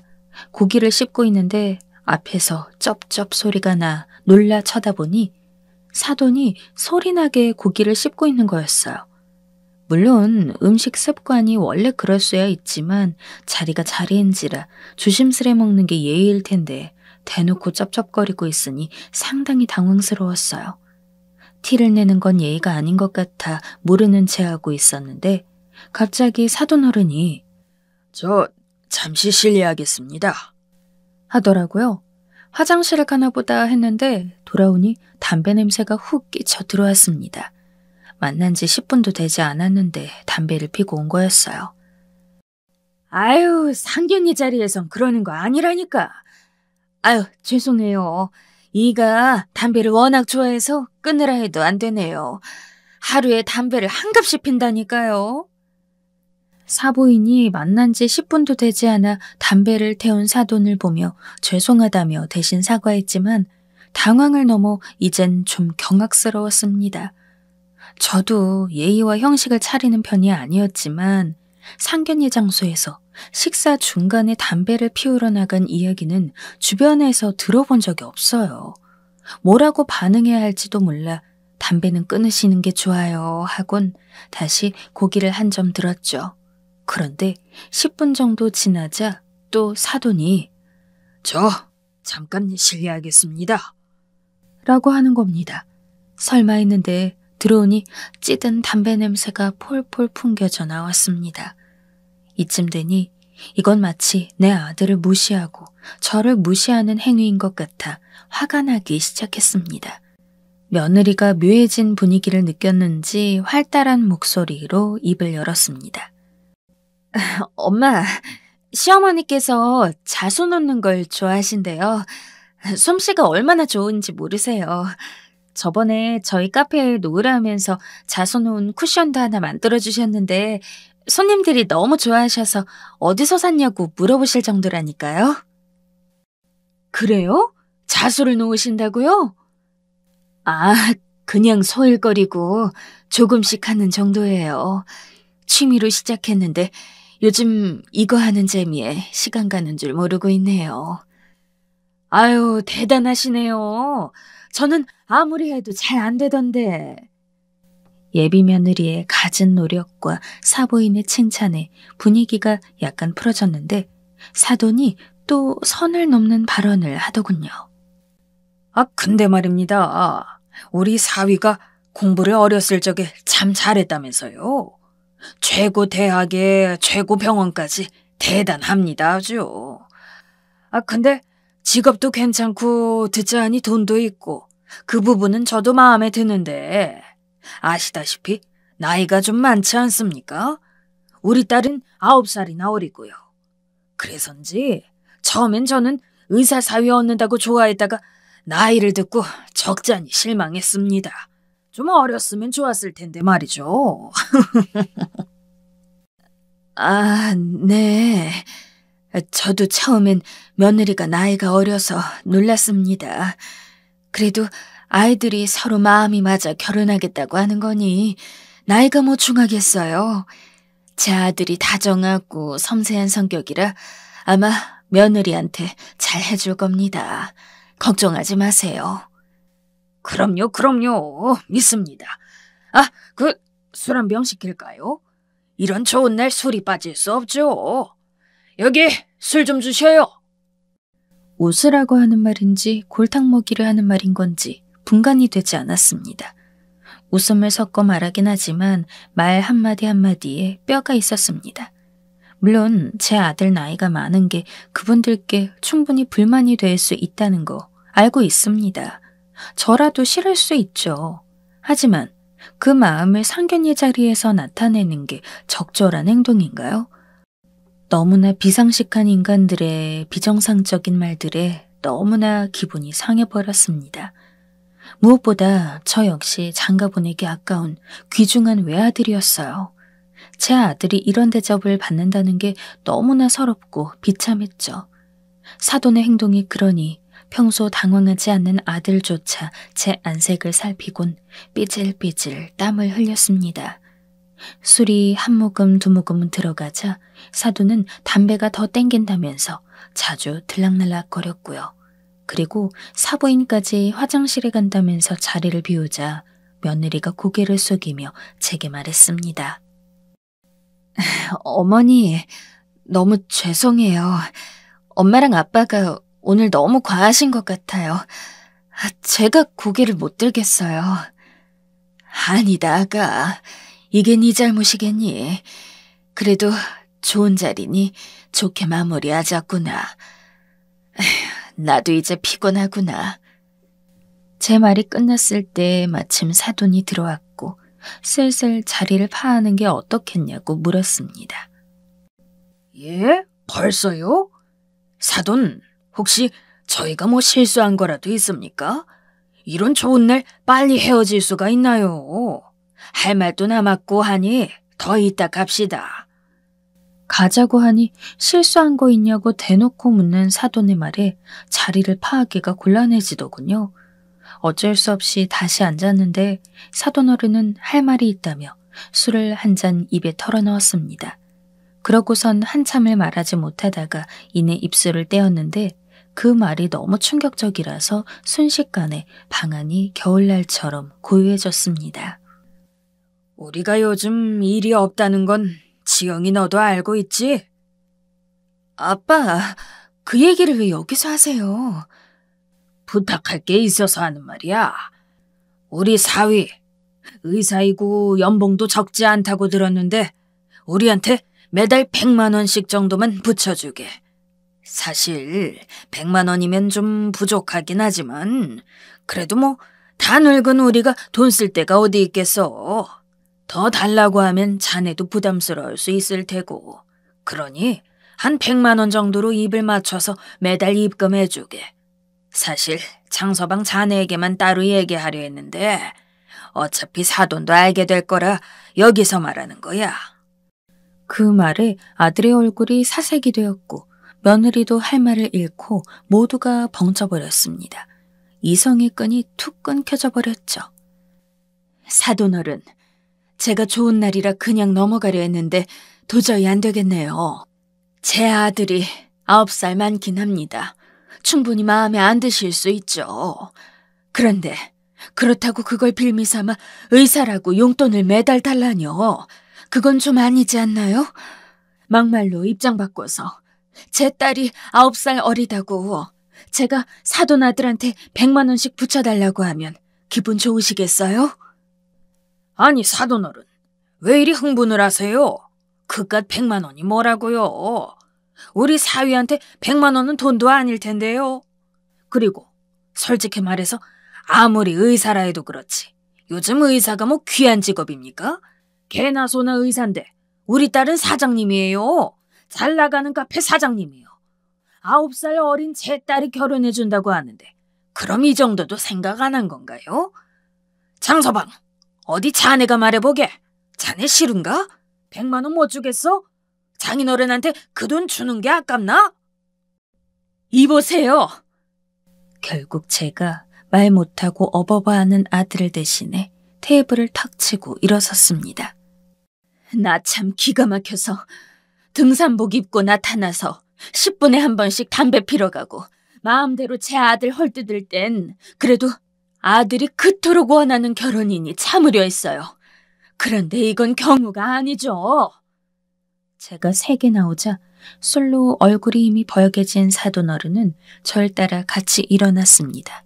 그리고 저보다 더 세게 테이블을 치더니 젓가락으로 제 얼굴을 삿대질까지 하더군요. 자기에게 감히 경우가 없다는 말을 했다면서 예의가 없다나 뭐라나요? 3시간 내내 예의와 경우라곤 몰랐던 사람이 저에게 거꾸로 예의가 없다며 삿대질을 하고 있으니 기가 막혔습니다. 그쯤 되니 며느리는 엉엉 울면서 제 아빠를 말리기 시작했습니다. 그 사이 사부인은 뭐 했냐고요? 사부인은 옆에 앉아 두 팔을 꼬군 불만스러운 표정으로 절 노려보고 있더군요.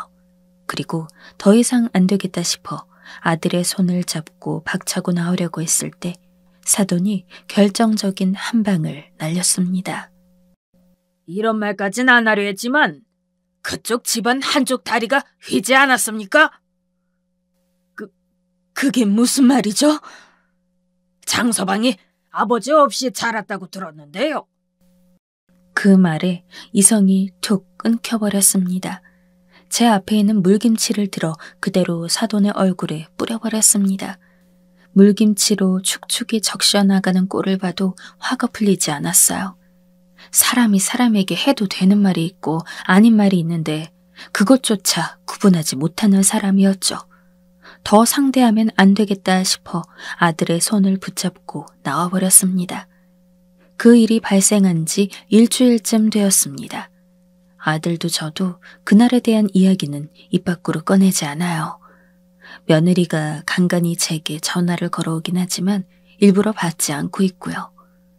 아무리 제 아들이 사랑하는 여자고 예비 며느리가 괜찮다 해도 집안 사람들이 그 모양인 곳에 도저히 아들을 보내지 못하겠습니다. 아버지 없이 자랐다며 흠잡기 바쁘고 의사란 직업을 빌미 삼아 용돈을 요구하는 그 집안 사람들 다 제 눈엔 제정신이 아닌 사람처럼 보입니다. 허나 아들의 어두운 안색을 생각하면 마음이 흔들립니다. 앞으로 어떻게 해야 할까요? 만약 아들이 그래도 결혼을 하고 싶다 하면 제가 어떻게 처신해야 할지를 모르겠습니다. 부디 조언 한마디씩 해주시면 감사하겠습니다.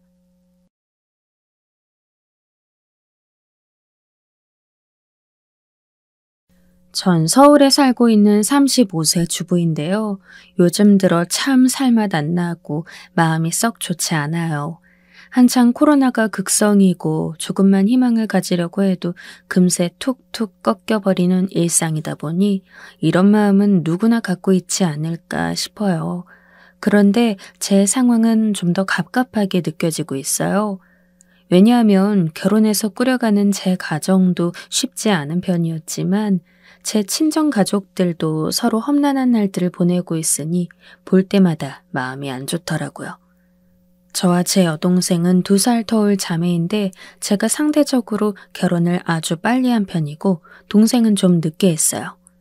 원래 우리 집은 경제적으로 여유롭지 않고 그냥 일반 서민에 불과한 편인데 제 남편은 무척 유복한 환경이라 집안 간의 차이가 좀 많았어요. 안 그래도 처음 결혼 얘기가 나올 때 아빠가 무척이나 부담스러워 하시면서 말리시더군요. 유진아, 너무 기우는 결혼은 하는 게 아니야. 아빠는 네가 너무 차이 나는 집에 가서 고생할까 봐 걱정된다. 좀 더 만나보고 결정을 하면 안 되겠냐? 아빠는 아무래도 고모가 부잣집으로 시집간 뒤 엄청 고생하다가 훗날 이혼해서 혼자 사시는 걸 보고 걱정이 많으셨던 것 같아요. 그런데 저도 그때는 무슨 자신이 있었는지 그래도 우리 남편이 저를 정말 사랑한다고 생각했었거든요. 그런 상태로 뭔가가 변하거나 제가 고생을 하게 될 거란 생각을 전혀 하지 못했어요. 그래서 아빠의 염려에도 불구하고 기존대로 결혼을 진행했고 부촌이라고 일컬어지는 시댁에 들어가서 살게 되었답니다. 남편과 저는 소개로 만나게 됐는데 사실 둘이 이렇게 불이 붙어서 금방 결혼하게 될지는 몰랐어요.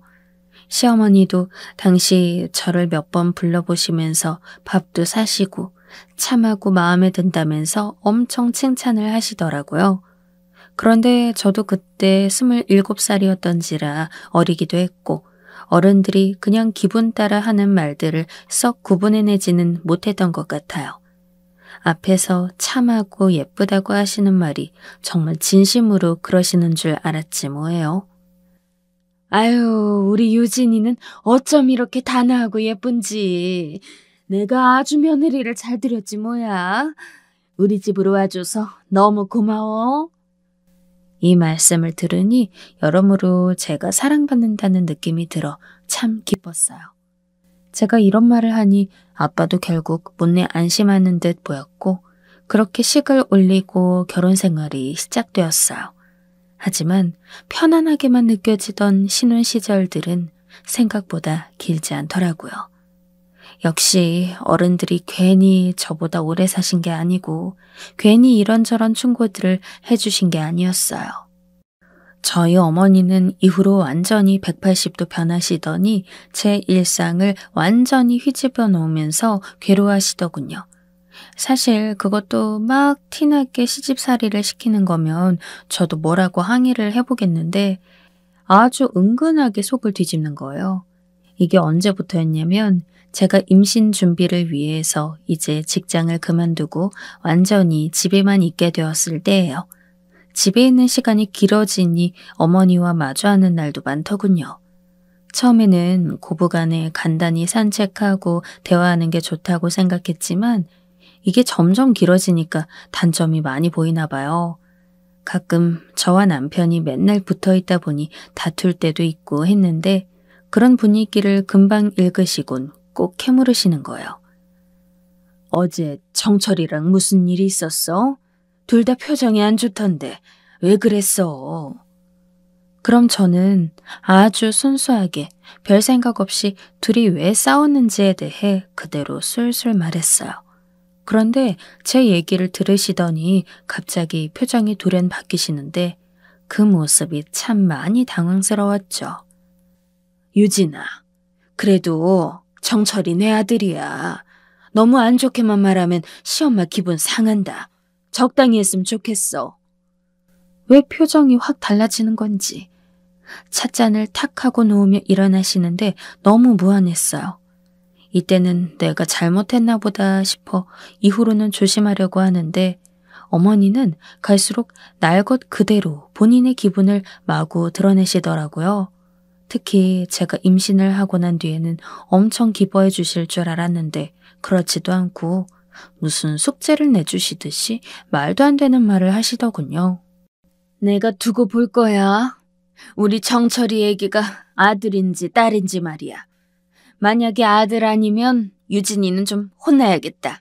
그치? 약간 이런 묘한 뉘앙스의 말들, 훅 치고 빠지는 듯한 말들을 많이 하시는데 이런 말들을 어머니랑 붙어 있으면서 종일 듣고 있자니 정말 사람 미치겠더라고요. 남편도 원래 처음에는 그렇게 사랑꾼이고 저한테 달이라도 갖다 줄 것처럼 굴었는데요. 시간이 지날수록 자기 집안에 제가 들어와서 산다는 생각을 하는 건지 아니면 자기 엄마한테 뭔가 구슬려지기라도 하는 건지 점점 실망스러운 일들만 했어요. 나중에 아기 낳고서 한창 힘들 때에도 제대로 돌봐주지도 않고 2층으로 올라가 버리고요. 저만 혼자 비어있는 넓은 1층에서 아기를 안고 울며 달랬어요. 정말 시댁과 같이 산다는 것은 할 짓이 못 되더군요. 나중에 도저히 참을 수가 없어서 이런 생활을 계속하다간 나는 남편이 아닌 남의 집 귀한 아들과 사는 꼴이 되겠더군요. 큰맘 먹고 남편에게 분가를 이야기했고 꽤 강력하게 어필을 했답니다. 남편도 이때 어쩔 수 없었는지 저보고 알겠다면서 어머니께 말씀을 드렸어요.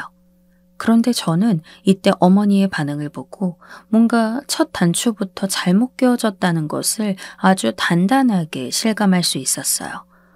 도대체 내가 무슨 짓을 저지른 건지, 어쩌자고 이 사람과 결혼해서 이런 여자를 시어머니라고 살고 있는 건가 싶어 말이 안 나오더군요. 왜냐하면 이때 어머니는 정말 말도 안 되는 떼소동을 부리셔서 경찰을 불러야 하나 싶었거든요. 뭐야, 니네끼리 나가 산다고? 말도 안 돼. 절대 안 돼. 유진이 네가 시켰니? 응? 말 좀 해봐라. 빨리 말해보라고. 어머니는 이러면서 너희끼리 집이라도 알아본 거냐며 당장 다 부숴버리겠다고 막 협박을 하지 뭐예요. 울며 불며 본인 머리를 쥐어 뜯어가며 고래고래 소리를 지르시는데 솔직히 이때 저는 정말 많이 무서웠어요. 제 아기도 놀라서 비명 같은 울음을 쏟아대고 남편조차도 기막힌 얼굴을 하고 있더군요. 심지어 마지막엔 극단적 선택이라도 할 것처럼 무서운 말들만 쏟아내시는데 그때 너무 트라우마가 되어서 차마 여기에 적진 못할 것 같아요. 아무튼 이런 상황이 되어버리니 차라리 이 집에서 내가 혼자 나갔으면 나갔지. 남편이나 애를 데리고 같이는 못 나가겠다는 것을 실감하게 되었어요. 이후로 어머니와 함께 사는 생활은 정말 지옥 그 자체였어요. 혼자 대뜸 엉망진창으로 화를 내고 히스테리를 부르시더니 나중에는 또 금세 기가 팍 죽으셔서는 용돈을 주시더군요. 처음에는 어머니도 미안하셔서 그러나 했어요. 그런데 이 패턴이 진짜 한 달에 일주일 넘게 계속되다 보면 정말 사람이 미치고 팔짝 뛸 수준이 되더라고요. 이런 고민을 처음에 친정에 말할까 말까 했는데 결국 말을 못했어요. 그나마 중간에서 남편이 제 고역을 알아주는 것 같았기에 그걸로 버텼거든요. 하지만 이런 상황이 길어지는 게 너무 버거워서 결국 저는 다른 방법을 찾게 되었어요. 바로 이 집에서 최대한 어머니와 부딪히지 않는 것, 아이를 어린이집에 보내고 저는 직장에 나가게 되는 것 말이에요. 이것 가지고도 처음에 엄청 소동이 났지만 이때 저는 남편을 붙들고 울며 말했어요. 여보, 나 정말 어머님이 너무 힘들어. 근데 나는 당신과 헤어지고 싶지는 않아. 내가 이 집을 나가서 살겠다는 것도 아니잖아. 그냥 낮 시간에 일하러 나가서 좀 떨어져 있는 게 나을 것 같아. 그것도 안 돼? 제 말을 들은 남편은 본인도 이제 더 이상 중재가 힘들다고 생각했는지 제 편을 들더군요. 어머니는 이때 단식도 하시고 별일 다 하셨지만 끝내 저는 우겨서 직장을 나가게 되었어요. 딸도 직장 근처의 어린이집에 보내게 되었답니다. 이렇게 결혼 생활을 6, 7년 하다 보니 저는 꽤나 피폐해졌고 친구들은 다들 저보고 얼굴이 안 좋아졌다고 하더군요. 결국 저는 이 서러움을 못 이기고 어느 날 무작정 친정에 갔어요.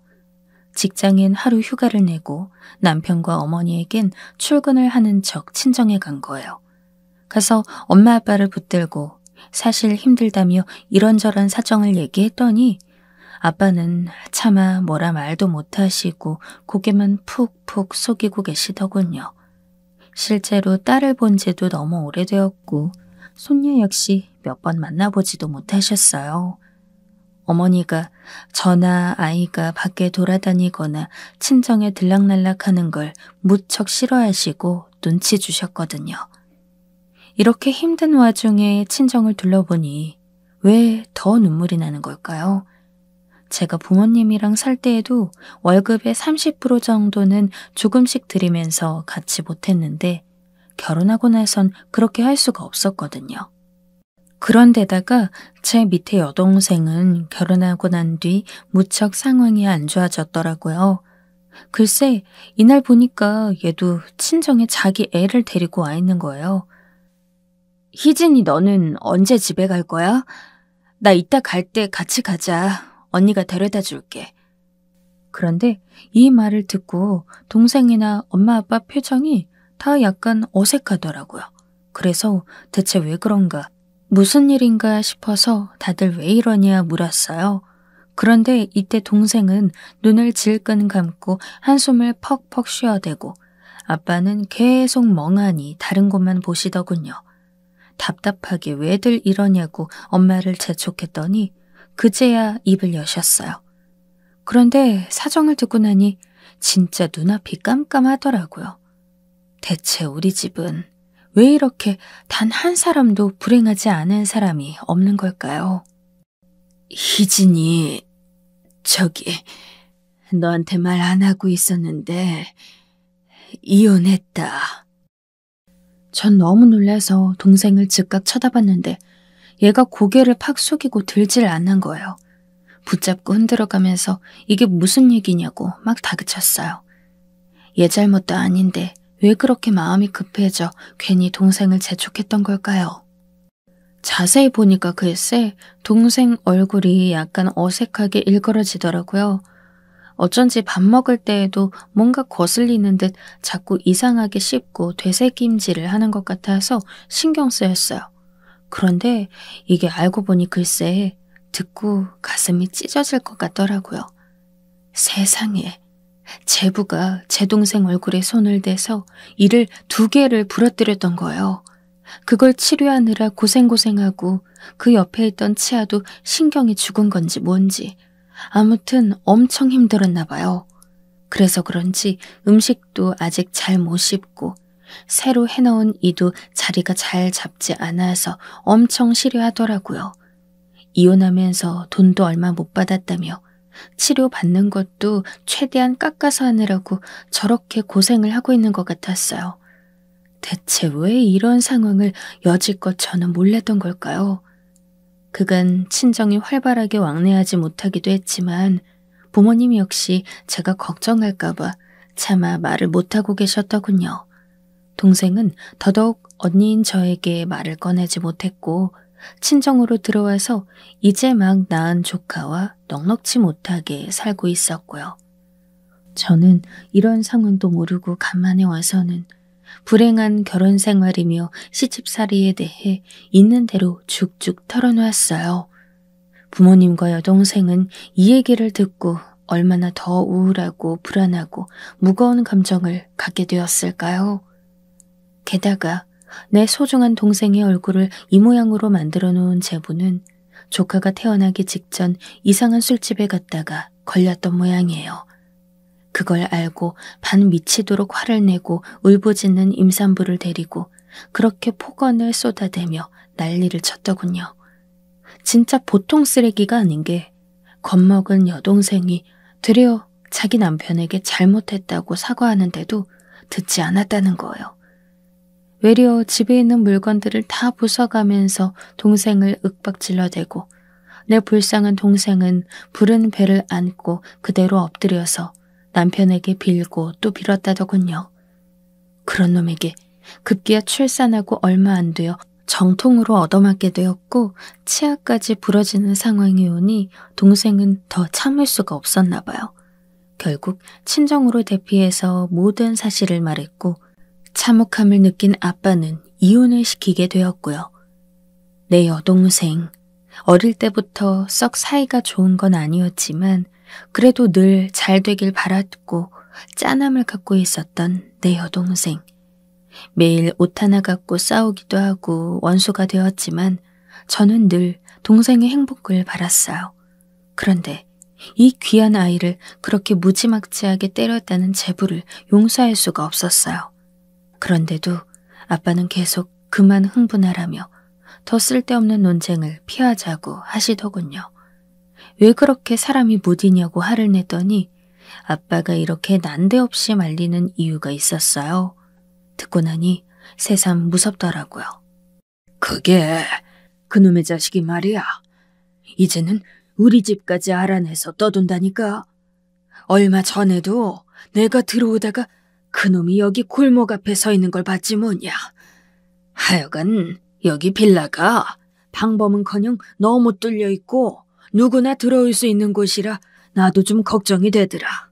괜히 자극하지 않는 게 좋겠더라고. 이 말을 들으니 얼마나 소름이 돋던지 그렇게 무지막지한 짓을 하고 이혼한 것도 모자라 앙심을 품은 건지 뭔지 근처를 맴돈다는 거예요. 정말 이 상황을 어쩌면 좋을지 모르겠더라고요. 그래서 제가 아빠에게 이사할 형편 안 되냐며 사실 저도 속으로 답은 알면서도 괜스레 물었어요. 여전히 돌아오는 답은 부정적이더군요. 우리가 이사 갈 돈이 어디 있냐. 이 집도 주인이 얼마나 우릴 힘들게 하는지 몰라. 그나마 이 집도 감지덕지하고 붙어있긴 하는데 곧 나가야 될 수도 있을 것 같아. 그럼 지금 니네 엄마도 허리 다쳐서 아무것도 못하고 나도 작년에 수술하고 몸이 영 별로야. 희진이는 애기 봐야 하니 어디 나가서 일이나 할 수 있냐.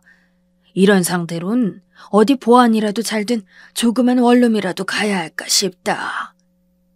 이 말을 들으니 나는 나대로 정신적인 고통을 겪고 있지만 생활면에서 더 차갑고 모진 바람을 맞고 있는 친정가족을 보니 너무 괴로웠어요. 내가 너무 배부른 소리를 하고 있던 게 아닌가 싶어 괴롭기도 했고요.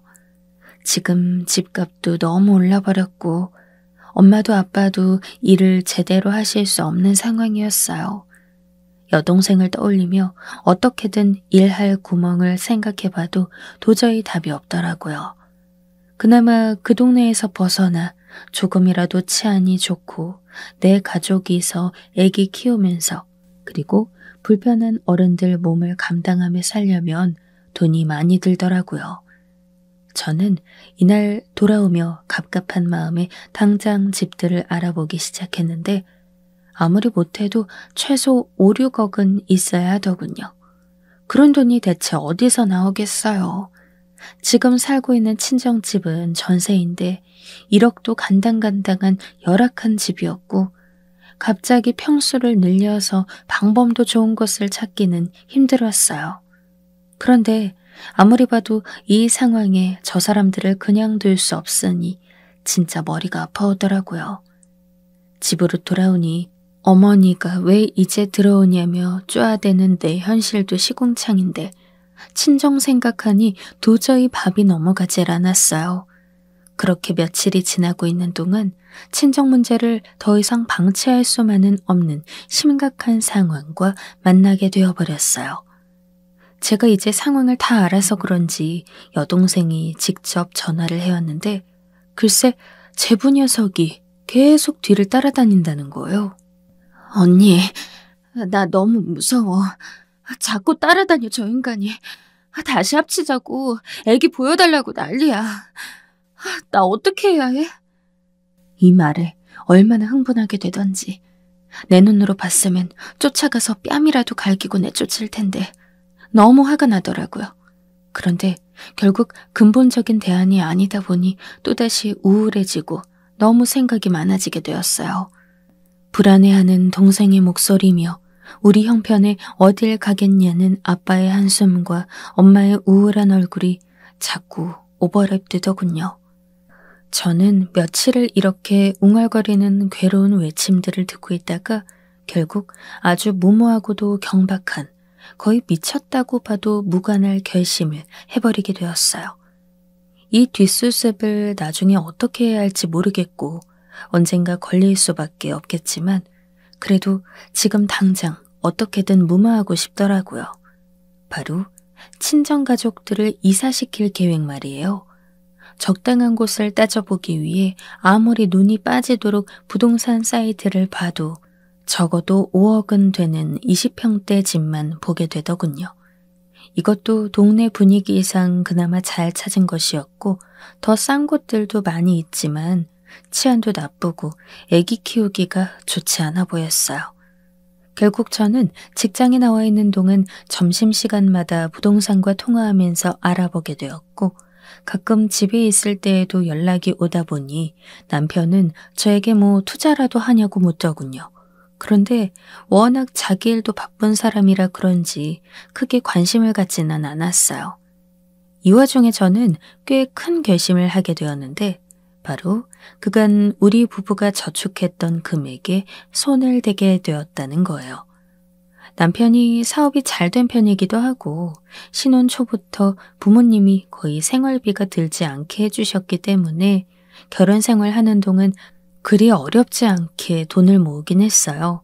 하지만 이건 어디까지나 남편이 기여한 부분이 많은 재산이거든요. 저는 관리한다는 개념 하에 제가 갖고 있을 뿐 어쨌든 쓰기 위해서는 남편의 동의도 있어야 했어요. 그런데 이런 사실을 남편에게 말할 수 있을까 아무리 생각해도 잘 모르겠더라고요. 가뜩이나 본인은 거의 왕래도 안 하는 처가댁에 언제 돌아올지 모를 돈을 이렇게 불쑥 빌려준다는 것을 납득할 리가 없었죠. 게다가 어머니 귀에 들어갈 것도 뻔하니 더더욱 말하기 어렵더군요. 그저 제가 열심히 일해서 한 10년간 제가 갚고 나머지는 중간에 여동생도 일하게 해서 갚게 하는 수밖에 없겠다는 막연한 생각을 했어요. 상식적으로 이런 계획이 얼마나 말이 안 되는지 알지만 모르면 몰랐지 친정 상황을 아니까 진정이 안 되더라고요. 한편으론 죄책감도 너무 들고 친정 식구들은 저리 고생하는데 난 여지껏 경제적으로는 풍요로웠구나 싶어 힘들었고요. 나중에 욕을 먹더라도 내가 대신 먹고 갚더라도 내가 대신 갚아야지 하는 마음으로 결국 그 돈에 손을 대었어요. 그리고 부동산 알아본 내용과 금액까지 전부 계산해서 더 늦기 전에 빨리 해결하고 싶어 즉각 친정에 갔어요. 아빠가 문을 열고 맞아주시는데 너까지 자꾸 이렇게 친정을 들락날락하면 안 된다고 잔소리를 하시더군요. 그때부터 약간 풀이 죽긴 했지만 일단 들어가서 자리를 잡았고 다짜고짜 저는 결론부터 말을 했어요. 아빠, 저기 엄마도 이리 와봐. 희진이도 오고. 저기 말이야. 셋 다 다른 집으로 이사하는 게 어때? 내가 좀 알아봤어. 이 근처 작은 빌라도 있고 또 아파트도 보안 잘 되어 있는데 평수 나쁘지 않은 곳들이 몇 군데 있더라.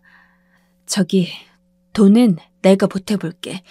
내가 어느 정도 준비했어. 그런데 이때 아빠 표정이 썩 좋지 않은 거예요. 계속 눈을 흐리게 뜨고 대답을 안 하시더군요.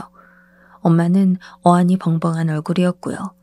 그러면서 제가 계속 알아본 집들을 사진으로 보여주고 금액은 거의 5, 6억대인데 나는 5억까지는 맞춰줄 수 있다고 말씀드렸어요. 지금 어느 정도 여유 있으니 이렇게 보태겠다고 말이에요. 그 말을 하면서도 심장이 쿵쾅쿵쾅 울리고 나중에 이걸 어떻게 감당할 거냐는 울림도 느껴지더군요. 그래서 저는 무조건 직진하는 수밖에 없었어요. 동생과 엄마는 계속 놀라있는 얼굴이었는데 아빠가 잠깐 고개를 숙이시더니 다시 일으켜 말씀을 하시더라고요. 그 말씀에 순간적으로 서운한 기분과 동시에 말할 수 없는 울컥함이 올라와 그만 엉엉 울어버리고 말았어요. 유진아, 너는 그냥 그대로 있어. 아빠랑 엄마 아무리 그래도 아직 일할 수 있다. 지금 상황이 안 좋지만 그래도 좋아질 거야. 너 그 돈 친정에 갖다 주는 거 김서방이 모르잖아. 김서방이 알면 아빠도 남편 입장이라 잘 안다. 그걸 좋게 보는 남편은 없어. 처가가 이렇게 힘들게 사는 건 그냥 처가의 일인 거야. 안타깝지만 보태주는 것도 한계가 있고 결국 그거 다 네가 눈치 받으며 감당해야 한다고. 저도 다 알고 있는 사실이긴 했지만 막상 아빠 입으로 듣게 되니 서럽기도 하고 두렵기도 하고 여러모로 많은 감정들이 밀려와서 정리가 안 되더군요. 아빠는 주방으로 가서 물을 한 잔 드시더니 다시 말씀을 하셨어요. 아빠는 아무리 힘들어도 딸이 눈칫밥 먹는 돈은 쓸 수가 없어. 네가 어떤 생활을 하고 있는지 뻔히 알고 있는데 이 돈으로 그런 집 가서 살고 있으면 우리라도 마음이 편하겠어? 그리고 시댁 눈치 보고 남편한테 들킬까봐 넌 지옥일 텐데. 아빠는 생각도 하기 싫다. 그야말로 끔찍한 돈이야. 다시 가져가라, 유진아. 아빠는 동생이 저렇게 불행하고 힘들게 살고 있는 걸 매일매일 체감하고 있는데 그 와중에 저까지 결혼 생활에 지장 입고 쫓겨나오게 될까 염려가 크셨어요. 지금도 충분히 힘든데 너까지 잘못돼서 손녀 데리고 나오면 그리 살 순 없다며 어떻게든 알아서 살 거라고 말씀하시더군요. 그런데 그 말을 하고 있는 아빠의 모습이 얼마나 처연하게 느껴지는지. 아빠 주름은 왜 그렇게 많고 끝끝내 괜찮다고 말하는 아빠의 표정은 왜 안 괜찮고 그렇게 힘이 빠져 보였던 걸까요?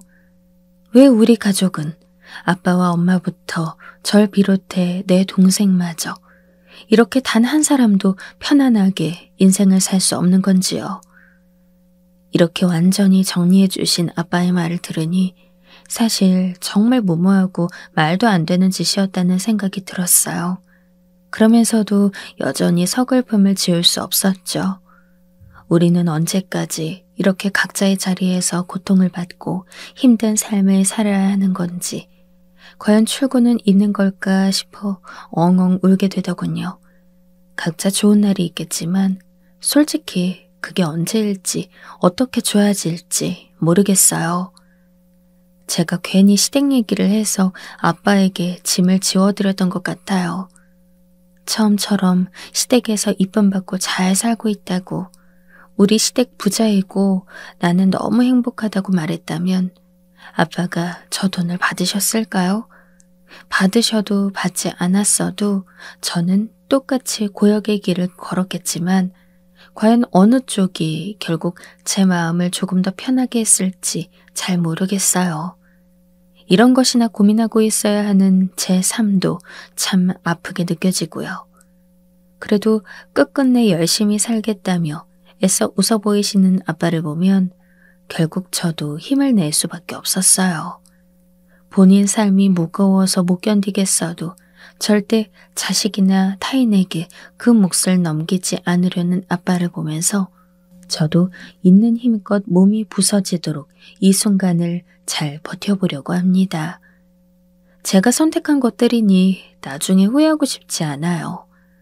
어머니와의 생활은 날이 갈수록 가파르고 힘들고 애도 이제 제 마음처럼 크고 있지 않아서 여러모로 힘들지만요.